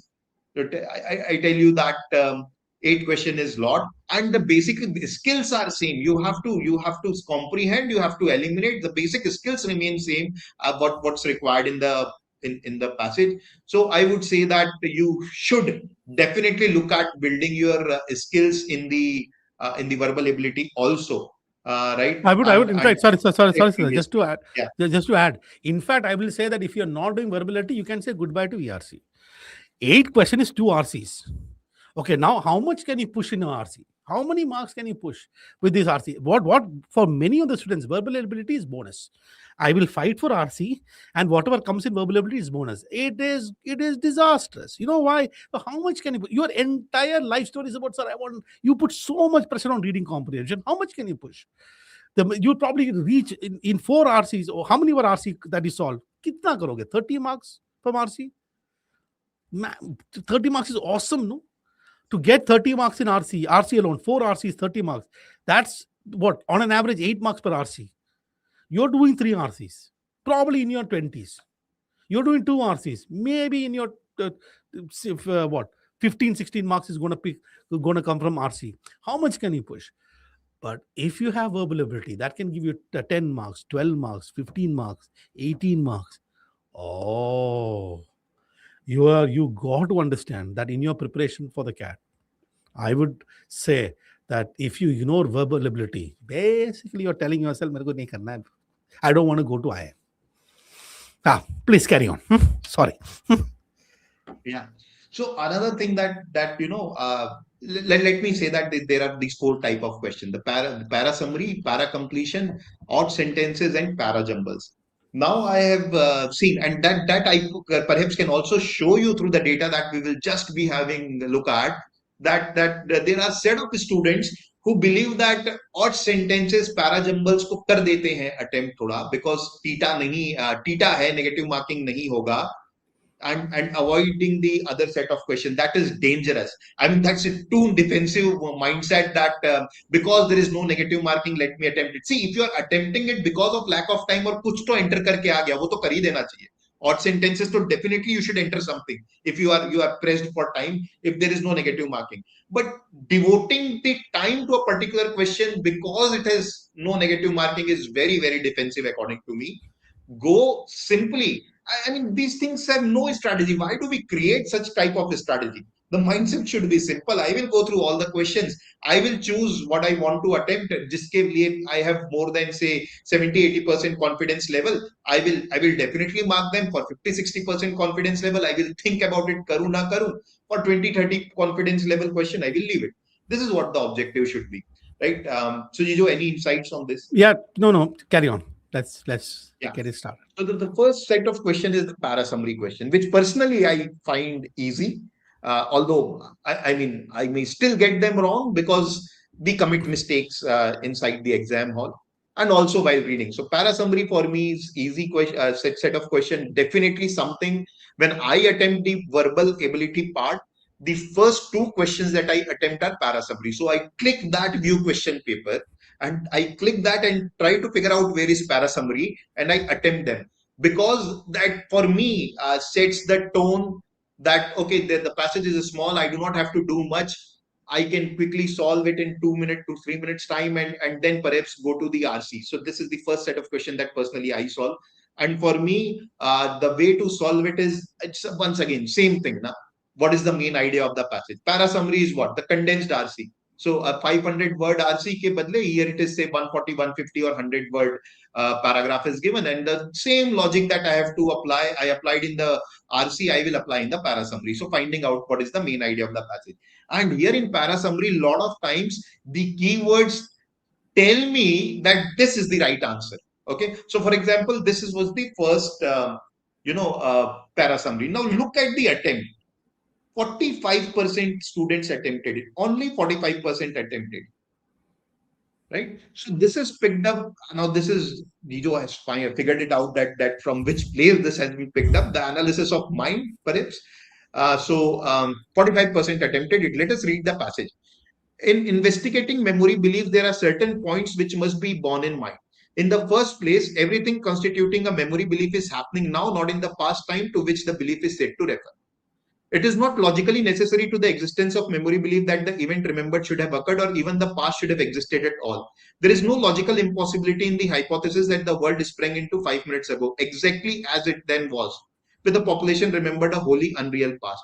There is no logically necessary connection between events at different times. Therefore, nothing that is happening now or will happen in the future can disapprove the hypothesis that the world began to 5 minutes ago.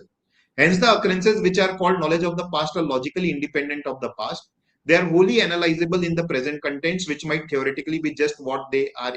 They are even no past it existed. My God, let me tell you, I have not understood even 20% of the things what it is trying to say. Right? But my objective is to get 3 marks. Now, without going at the options, I cannot judge whether I can attempt it or not. Now, a lot of people commit that mistake that, okay, I am not able to understand what it is trying to say. Skip it. Please don't do that. Let me show you how. Now, I have understood 2-3 lines, and I'm 100% sure that you would have been, once you read it, you will understand a couple of lines at least that what it is trying to convey. The problem for me is happened here, somewhere here. I'm clueless. I certainly became clueless here that, okay, what it is trying to convey, I'm not able to figure out because of the time pressure, because I'm trying to read it fast, maybe for whatever reason. I mean, slow reading wouldn't have helped. बाद में भी मैं देखा, I was not able to figure out कि क्या बोल रहा है until unless I connect it to what is being mentioned in the first line and the last line, which were easy to understand. So what it is talking about, in investigating memory beliefs, there is something called as memory belief, which I do not know from my prior knowledge. So it is saying in investigating something, there are certain points which must be borne in mind. Very strong language, must be borne in mind. This is a message that he's trying to pass. Must be borne in mind. So in investigating A, there are certain points which must be borne in mind. Beautiful. In the first place. So he's saying कि पहले तो इस चीज का ध्यान रख ले. What is that first place? Everything constituting a memory belief is happening now, not in the past. He's saying everything is happening now. So when you are investigating A, you need to believe that everything is happening now. It is not logically necessary. I could not understand what it is trying to say, but I can figure out that it is saying that, see, one thing is important for you to understand, that everything is happening now. It is not necessary. So he is not giving me second thing to bear in mind. He is just continuing with the idea that this is what you need to believe. It is not that you have to believe something else. It is not logically necessary. There is no logical impossibility. There is no logical necessary connection. So basically, he has not given me the second thing. He's only talking about the first thing. In the first place, everything is happening now. And he is explaining, you should not do this, you should not do this, you should not do this. I have not understood anything. The best line comes here. Hence the past. वो summary question में खुद ही summary दे दिया है. In the summary question, the question paper setter has himself given the summary. Hence the occurrences which are called knowledge of the past are logically independent of the past. They are wholly analyzable in the present contents. Once again, something that I have already understood reading the first line. This is how I did it at the exam. Inside the exam, I always do that. Now let me go to the options and try to find out what would be the answer. When investigating memory beliefs, we must keep in mind that an actual past event is not a prerequisite for a memory belief to exist, and that what we know of the past could theoretically not need a past at all. Very strong choice. Intent to है, mark कर दो यार, बढ़िया है, everything is good about it. So I could mark this. Let me go to 2, option 2. Memory beliefs depend wholly on what is remembered in the present, not on anything else. Dhila language hai, anything else. Loose language. Usually, I do not mark such language. Just as it is not logically impossible that the world come into being 5 minutes ago. This is something which was perhaps discussed as an example, should not come in the main summary. For the 2 reasons here itself, I am saying this for me is not the right answer. Let me go to 3. That which we call knowledge of the past is logically independent of the past. Since the act of remembering which forms memory beliefs happen in the present and does not need to be based in the real past occurrences or even need a past at all. Again, a very good choice. Again, a very good choice, because this is what I have understood कि past की जरूरत है नहीं. What you are talking about is the present. So it has to be between A and C. Hopefully, I am hoping at this point in time that D will make my life easy by saying that I am not the right answer. Let me see. When we discuss the concept of memory beliefs, we must understand that it is not logically impossible for the event remembered to have never happened at all. It could just be a figment of our imagination. ये क्या है? Could be figment of our imagination. I was hoping, and I'm just trying to find out one reason for which I can say D is not the right answer. For me, it is figment of imagination. Now comes the real game. It is 1 or 3. And I do believe that this 50-50 accuracy would largely be because of 1 and 3 only. Right? So, Jijo, I will like to have your opinion that why we should pick one over the other. I mean, whichever choice you pick, that is. So obviously, I did not read this sentence in the examination hall, this paragraph. Okay. This is, by the way, written by the philosopher Bernard Russell. Okay. So so when I read this, right, when I read the particular paragraph, I saw the structure. Okay. The author is basically in the first sentence telling us that our investigation of memory belief must be based on a certain certain things. So author is creating what is memory belief, and author is basically stating that in sentence number 2, 3, and 4, like that you already explained, that memory belief is something that is happening now and actually does not require the past. There is no need for the past. I think all that is saying, and giving some example of something, all that is saying past, and then says therefore, hence, the occurrence, what is known as knowledge of past, as logically independent of the past. They are wholly analyzed in the present context. Why would the author say hence? after saying all of this. So to me, the key idea should lie there, that hence the occurrence of what is called the knowledge of part are logically independent of the past. Now, if I analyze option number one, then investigating memory belief, we must keep in mind that the actual past in the event is not a prerequisite for memory belief to exist, and that what we know of the past could theoretically no need past. This is a true statement. This covers sort of the first part, but doesn't talk anything about this last sentence. But if you look at option number three, that what is called knowledge of the past is logically independent of the past. Great. Okay. Since, the act of remembering which form of so if you actually look at whatever happens after since, in third option, it is option number one only, Right. Okay. So option number one is whatever happens after the since. Okay. So this is it does A, it has got more coverage at least. So I would pick sort of three. I think the thing is, memory beliefs depend wholly on remember. Like I think, like you said, option number two talks about some examples. Doesn't make any sense. And then option number three is it could just be all figment of yes, a bakwas. I think the tone is not right for option number four. I think this is very sort of logically argued paragraph. So that logical, I can only see argument in option number three. That's what I will pick, option three. And as I said, when I was reading, it's such a beautiful passage because it makes my life easy. The last sentence itself presents a summary of the entire paragraph, hence the occurrences. So that should give you a clue. The other thing is to look at is that there are two items here: memory beliefs and knowledge of the past. So the first one doesn't talk about knowledge of the past, which Ijo was talking about. So three is definitely a better choice. Now let us talk about para completion. Right. So para completion question. What are the skills that are required here? How do I attempt it? I read the statement first and try to fit in there कि किधर होगा करके. So I have a very crude way of solving it. There is no, perhaps if you talk about the method of the formula, nothing here. I simply read what is given, what's the given sentence. I look at इसके पहले क्या है, बाद में क्या है. Try to link the. I mean, for me, the most important thing is flow of the language. How is language flowing here? Right. So that for me is very, very important. And that's what I keep in mind. So let us look at the sentence. Productivity gains once expected to feed through broader living standards now primarily serve to enhance returns to wealth.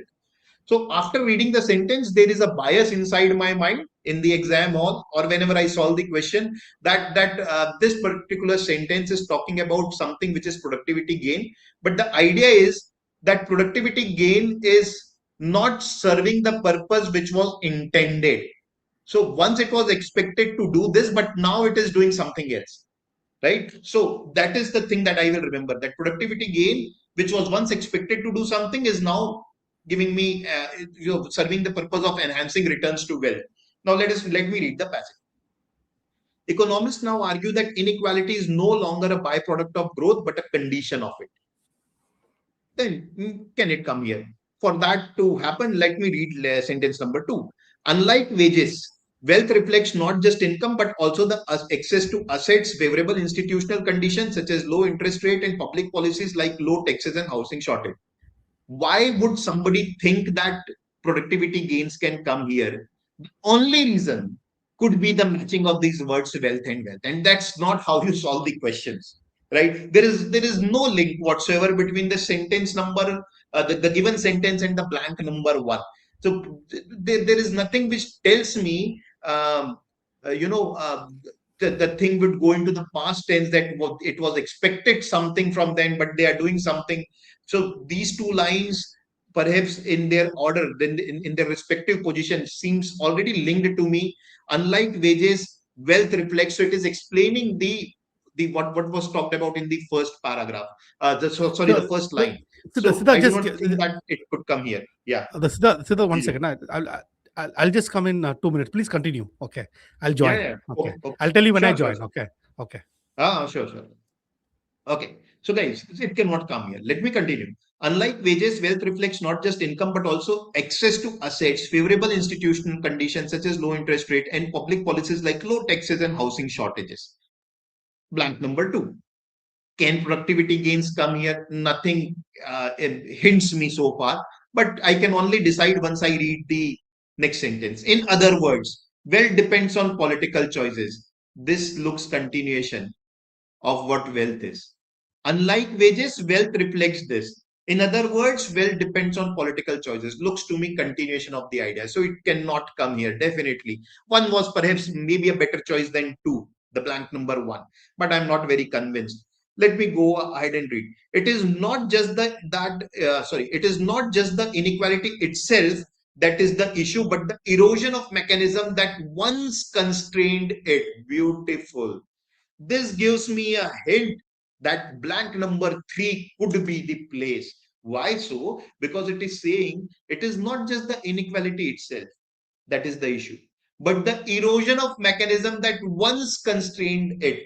Once something happened, and the sentence also talked about productivity gains once expected to feed through is not serving that purpose. So blank number 3, very, very tempting choice. But in the VRC of CAT, you cannot decide upon without reading all the options and the questions completely. So my hint says, my intuition says it should be option 3, but I have not decided so far. So let me read again. It's not just the inequality itself that is the issue, but erosion of the mechanism that once constrained it. Wealth and income inequality are linked, but where wages have stagnated and collective bargaining has weakened, capital income derived from profits, rents, and interest had been boosted by design. Oh, even this gives me hint that something has been boosted by design. So here it talked about the method has eroded and productivity gains could have come. In 4 also it can come, because just before that he has said that it has been boosted by design. How it has been boosted by design? Given sentence can come here, that now it is primarily serving to enhance return to them. So what should I choose? 3 or 4? This is definitely a difficult question, and no wonder the accuracy is low here. 23% is the accuracy, is low. It's a difficult question. 3 or 4? Now please understand, if I put it at 3, right? If I put the given sentence at 3, which could be the right position as per the preceding statement, this statement. But what follows is again the discussion on wealth and income. So usually how I see is that language is like, flow of water. So if the water flows from a particular place, it should not come back. A good writer should not come back to the same talking point. Repetition of idea is a different thing. But the continuation should not happen. And if I put it 3 and again talk about wealth and inequality, he was again talking about wealth and inequality in the lines before also. So that breaks the entire flow. 4 is a better choice. However, let me tell you, when I marked it, it was, say, maybe 60% in the favor of 4, 65% in the favor of 4, and 35%, 40% in the favor of 3. 1 and 2 I was sure of that these are not the right answer. Had Cat said that option 3 is the right answer, I would have said, okay, fine, I got it wrong. Right? Now, these are difficult questions. Thankfully, sometimes you get them right. Unfortunately, you may get them wrong also. But this I'm was a back, difficult okay? question. Yeah, Jiju. Sorry, I'm back. So if you actually go to the next slide, I think that I have put the source. Yeah. ये करते हैं लोग यार. So actually the article was taken from Machine. The Guardian, and the first sentence is in the first paragraph.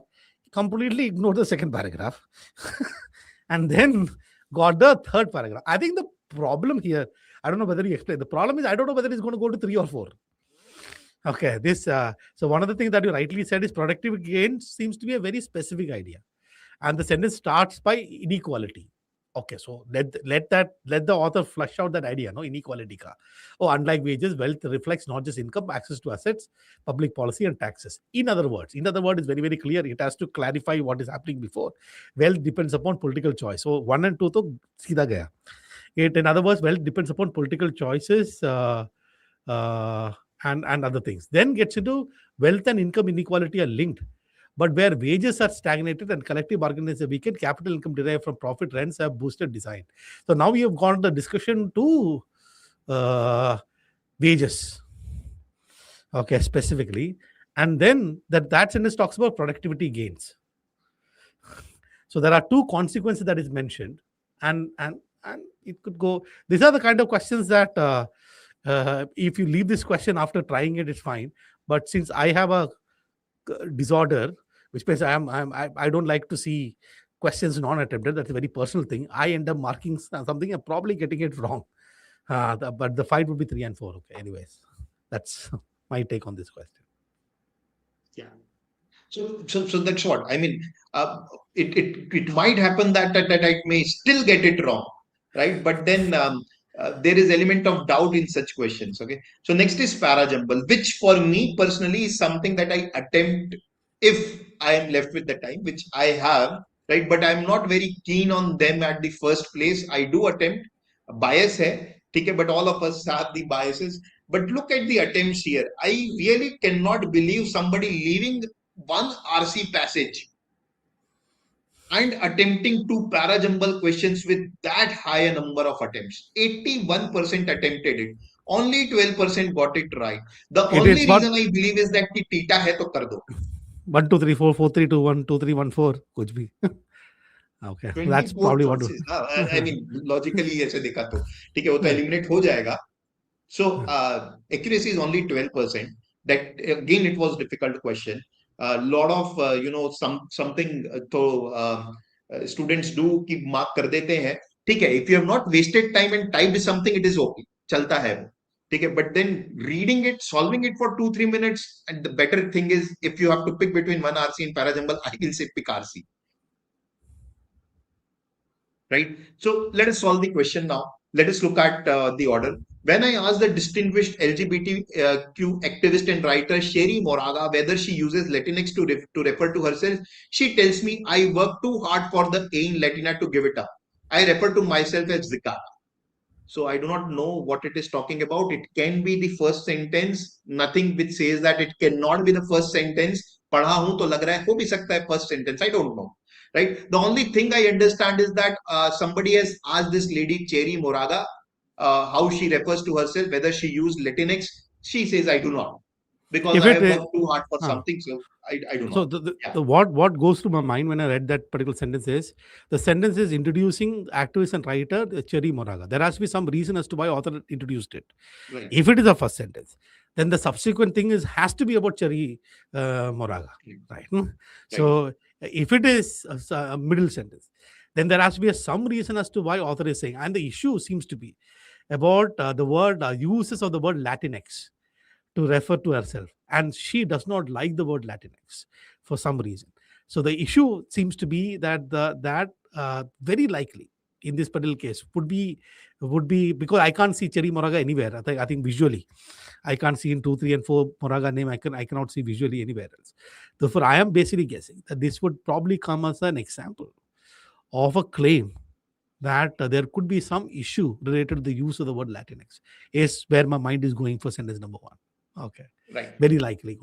Yeah. ठीक है. So for me at this point in time, ठीक है, it can be, but once I read the second sentence, it becomes clear कि ठीक है, it can't be start with a specific person, Cherry Moraga, and then talk about a generic thing.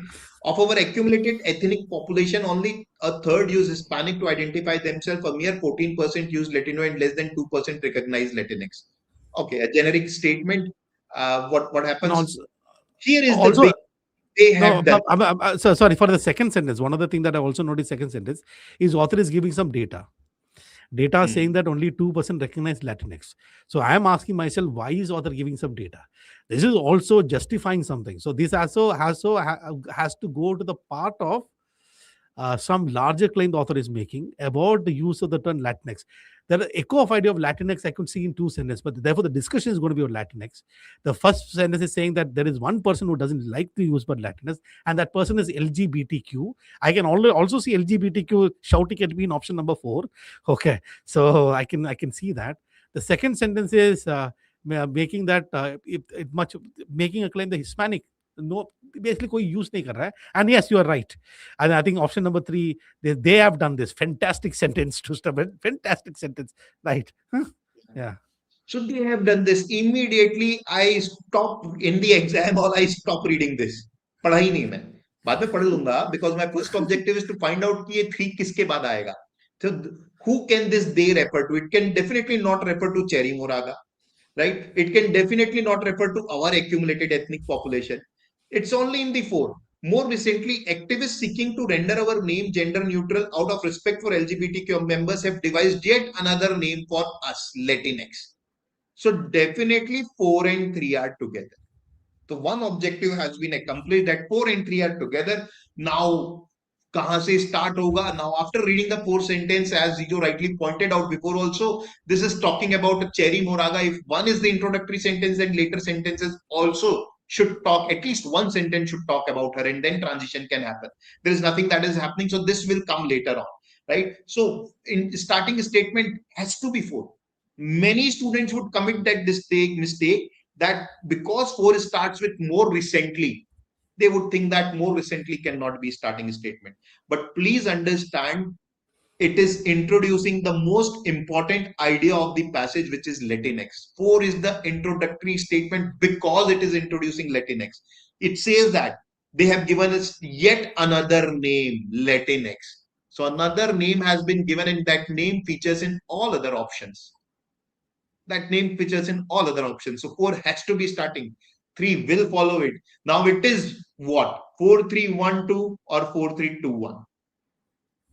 If you are committing mistake at this point, I'm fine with that. Right? That's okay. Those kind of mistakes happen in the exam. Now, so 4, 3, these are the two choices. Why I keep 1 before 2 is because 4 and 3 talks about activist, and 1 gives me the example of one such activist, may be contradictory to what author is trying to say or convey, but then 2 carry forwards that idea that Cherry Moraga says that I have worked too hard and I will not give up on something for Latinx.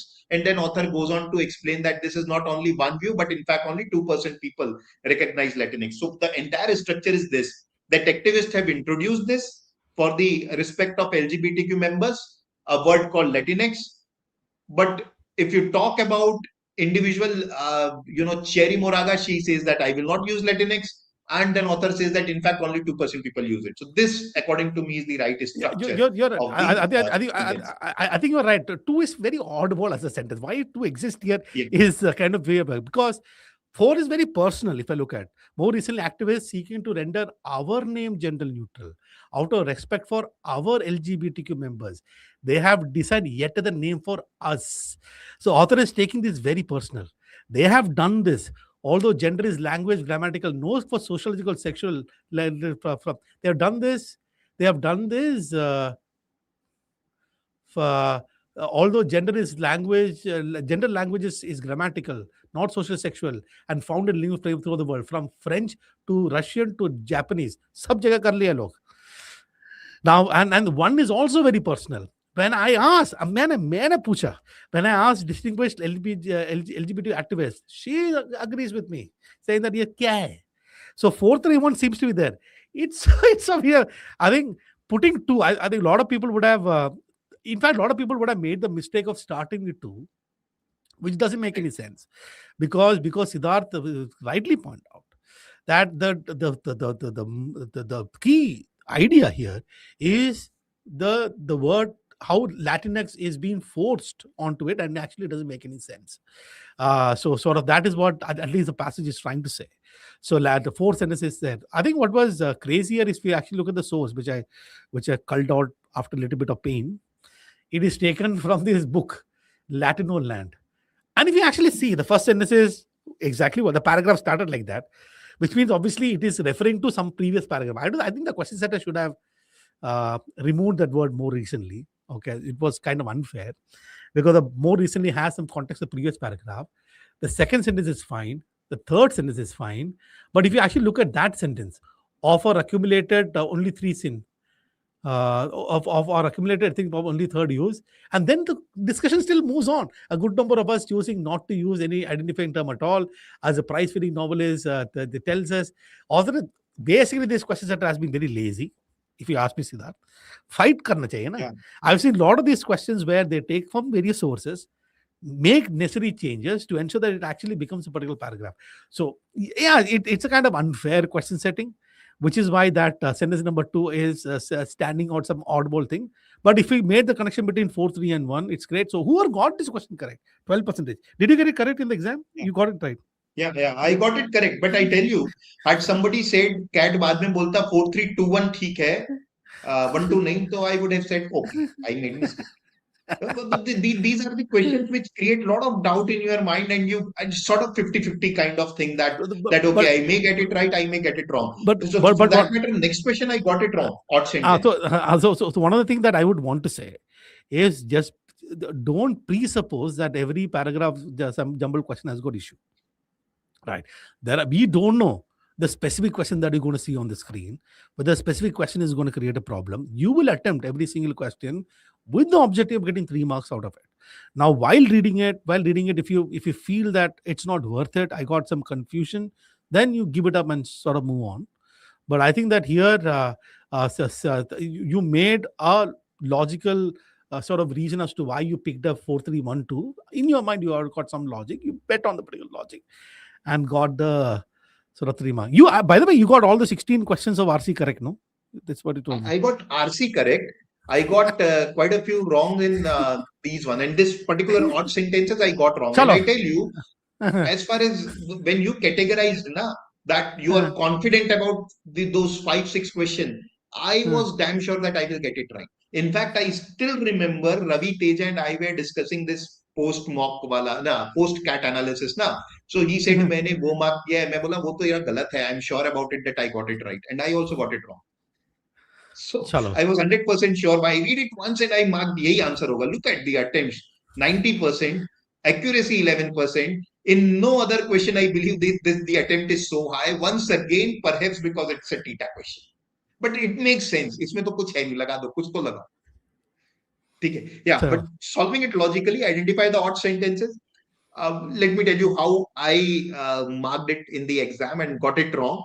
About half of all the oxygen we breathe is made near the surface of the ocean by phytoplankton that photosynthesize just like land-dwelling plants. Okay, the first sentence talk about half of the oxygen is made near the surface of the ocean. Next sentence. A team of scientists that includes Boston University experts has discovered they also produce oxygen on seafloor. Who is this they?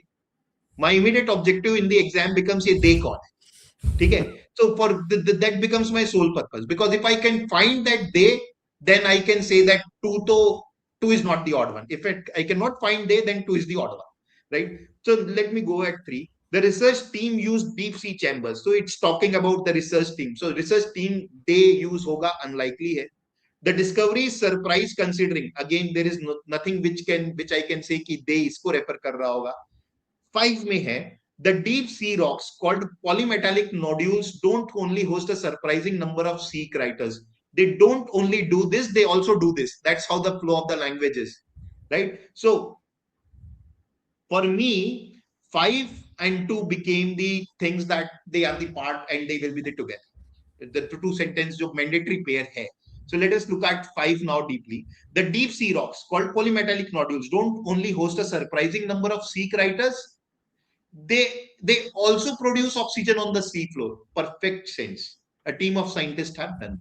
5 and 2 are together. I marked 1 as the answer.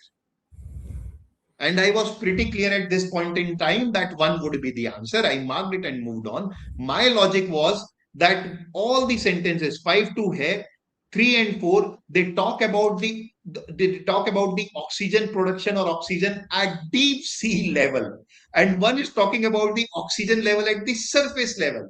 I congratulated myself that I have identified their trap that give the 5 sentences on the same idea. 4 would be related to one idea and 1 would be related to something else related to the same topic.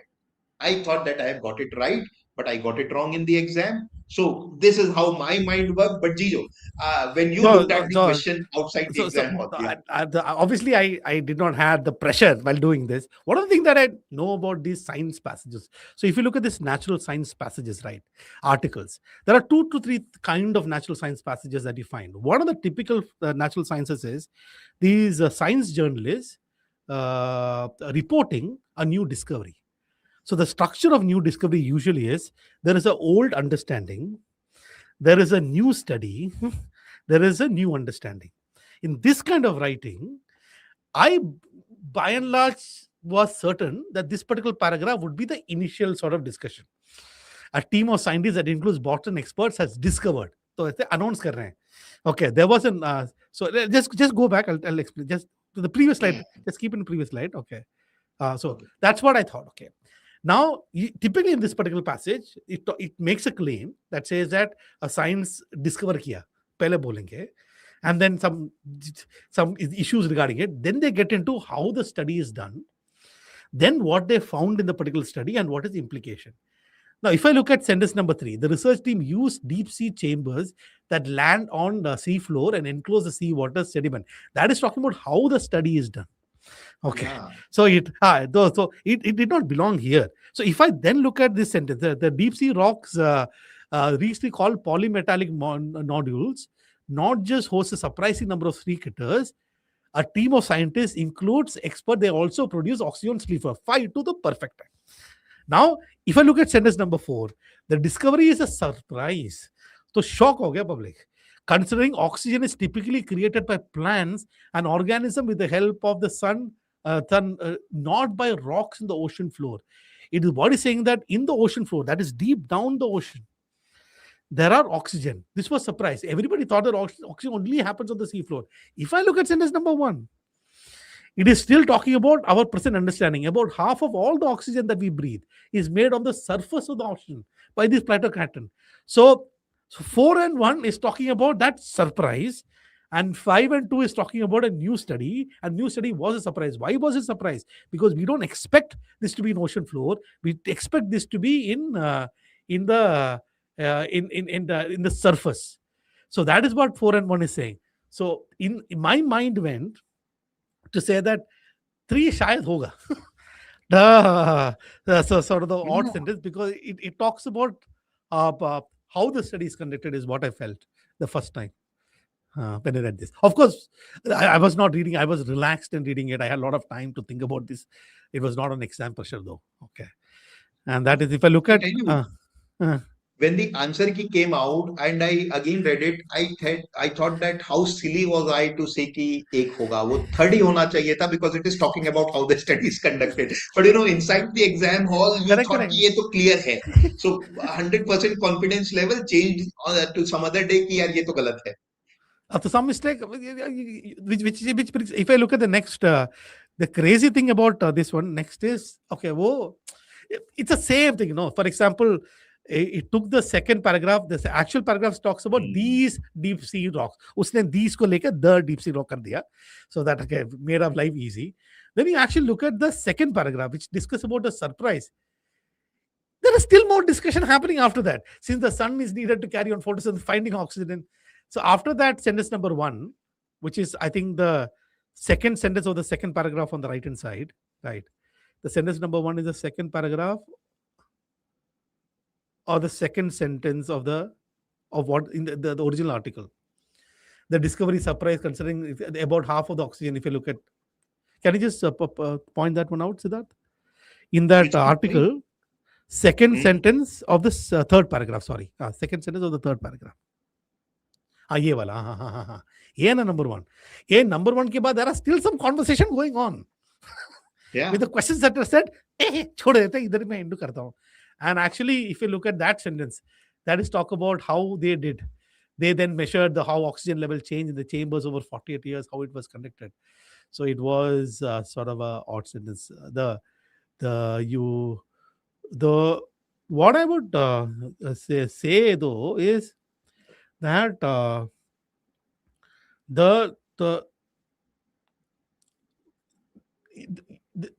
there would be some logic that you can use, logical reasoning that you can use to solve, let's say, paragraph summary questions. You're using certain logic, even the paragraph completion question, or paragraph jumble question, odd sentence question. You're using certain logic. I think the issue that happens, Siddharth, is people just trust language clues. When looking at this, they just look at language clues, but also there are logical clues. So I think that I think that eventually, if someone reads, so this the way in which I have solved this particular question is based on understanding of comprehension and structure, rather than knowing how to deal with knots in this question. So the final thing is, this whole CAT VRC is all about a simple idea of comprehension. If you read something, can you understand? And उसमें क्या होता है ना, I think the few things that I think what happens ना, do you think in English or do you think in Hindi? Your thinking language कौन सा है Siddharth? Well, मेरा हिंदी है, undoubtedly. I don't worry too much. I think about logically what is in my mind. I follow that. Okay. So इसमें क्या होता है ना? So the problem that happens in many cases, I think, okay, when we are non-native now, so we are not native speakers of English. English is forced on us, right? And the only reason why I only speak in English is because my Hindi is bad. If my Hindi would have been okay, this conversation would have been in Hindi, or I would speak in Malayalam that only very few people will understand. Okay, so the thing is that when we read a sentence, we are translating the sentence into English in my mind. Okay. But the problem is structure of English is very different from structure of our language. Okay. The subject, verb, object structure is very difficult. So I think what you have to do is convert this complex idea into simple things and then do the sort of the translation. So the thing that I want to say is the challenges as us, and plus a lot of us have not read too many stuff. I remember when I took the CAT, my reading habit was so pathetic, horrible. Okay, now things are different because I'm forced to teach, therefore I read a lot many stuff. My understanding of philosophy, zero. And now I have some understanding of what is philosophy, the sociology, different kind of passages. So one of the thing is to simply expose yourself to reading as much of diverse topic as possible, which is why a lot of people say that Eon se pakad lo, free hai. Okay, it has got different articles and stuff. And when doing this, okay, do exactly what Siddharth is doing when you read things, okay, which means you have to write down the whole paragraph into 5 words. Identify the key subject, the verb, the object or its complement. Aisa likho. And today we have got enormous amount of tools like the ChatGPT or Perplexity or whatever, the Grok or anything that you want to use, Gemini, whatever, or Copilot, whatever that you want to use. You can actually feed the passage that you read and the 4 ideas that you read and ask whether your idea is correct. I think this ability to understand key ideas from the particular passage is important. And then I think one of the things that also happens, I don't know, is this whole obsession with vocabulary. Okay, people assume vocabulary is easy to blame. Na? The reason why I did not understand the passage is memory, belief, vocabulary problem. Okay, the reason why I did not understand this is this particular vocabulary is shout. It's very loud. But the problem is not about vocabulary. The problem is about understanding long sentences with long structures. The problem is if you are given 4 ideas, do you know which idea you want to pick first? Which is the key idea that you want to pick? The problem is about understanding structures. And I think that if you focus your preparation completely on that, and then if you do that every single day starting today, and these many tools, read as much as possible, diverse thing, and you can get it. And this issue with respect to handling options, is that whatever is the right answer has to be faithful to the passage. It is paraphrased in a different manner. The sentence can be written in a different manner, faithful to the whole passage. Whatever is the wrong option is distortions of the truth that is given in the particular passage, in terms of the scope distortion or intensity distortion or intent distortion. It is distortion or absolute lie. So that's a sort of the second part. But most of the problem happens, I believe, is this. And I'm telling you, Siddharth, I think don't be obsessed with speed at all. Good, bahar mein gaya speed. Okay, you read at your pace. Aaram se padh lo yaar. Read properly. Read aaram se. Take your time. Not many cases I've seen people. 500 word is given. 500 word passage is given. Sometimes you read sentences twice. So you made the 500 word into 1,000 words. After every question, you come back to the passage and read again the entire passage once again. The 500 words you convert into 2,000, 3,000 words. So your idea should be, is it possible that on the day of the cat, I will be this guy who is able to read anything that is given to me with a minimum amount of repeat reading? Okay, I'm not saying repeat bad, and then understand the key idea, and then go to the option and kill all the options. And I am someone who can logically understand paragraph structures, so that I can deal with paragraph summary questions, odds in this question and this. Keep everything absolutely simple, and you don't have to complicate. There is no, even though we talk about a lot of hacks, and I am also guilty of those things. The whole thing is absolutely sir एकदम simple चीज है, कुछ है नहीं इसमें. Okay, oh, it's an open book exam. Answer is right there, right?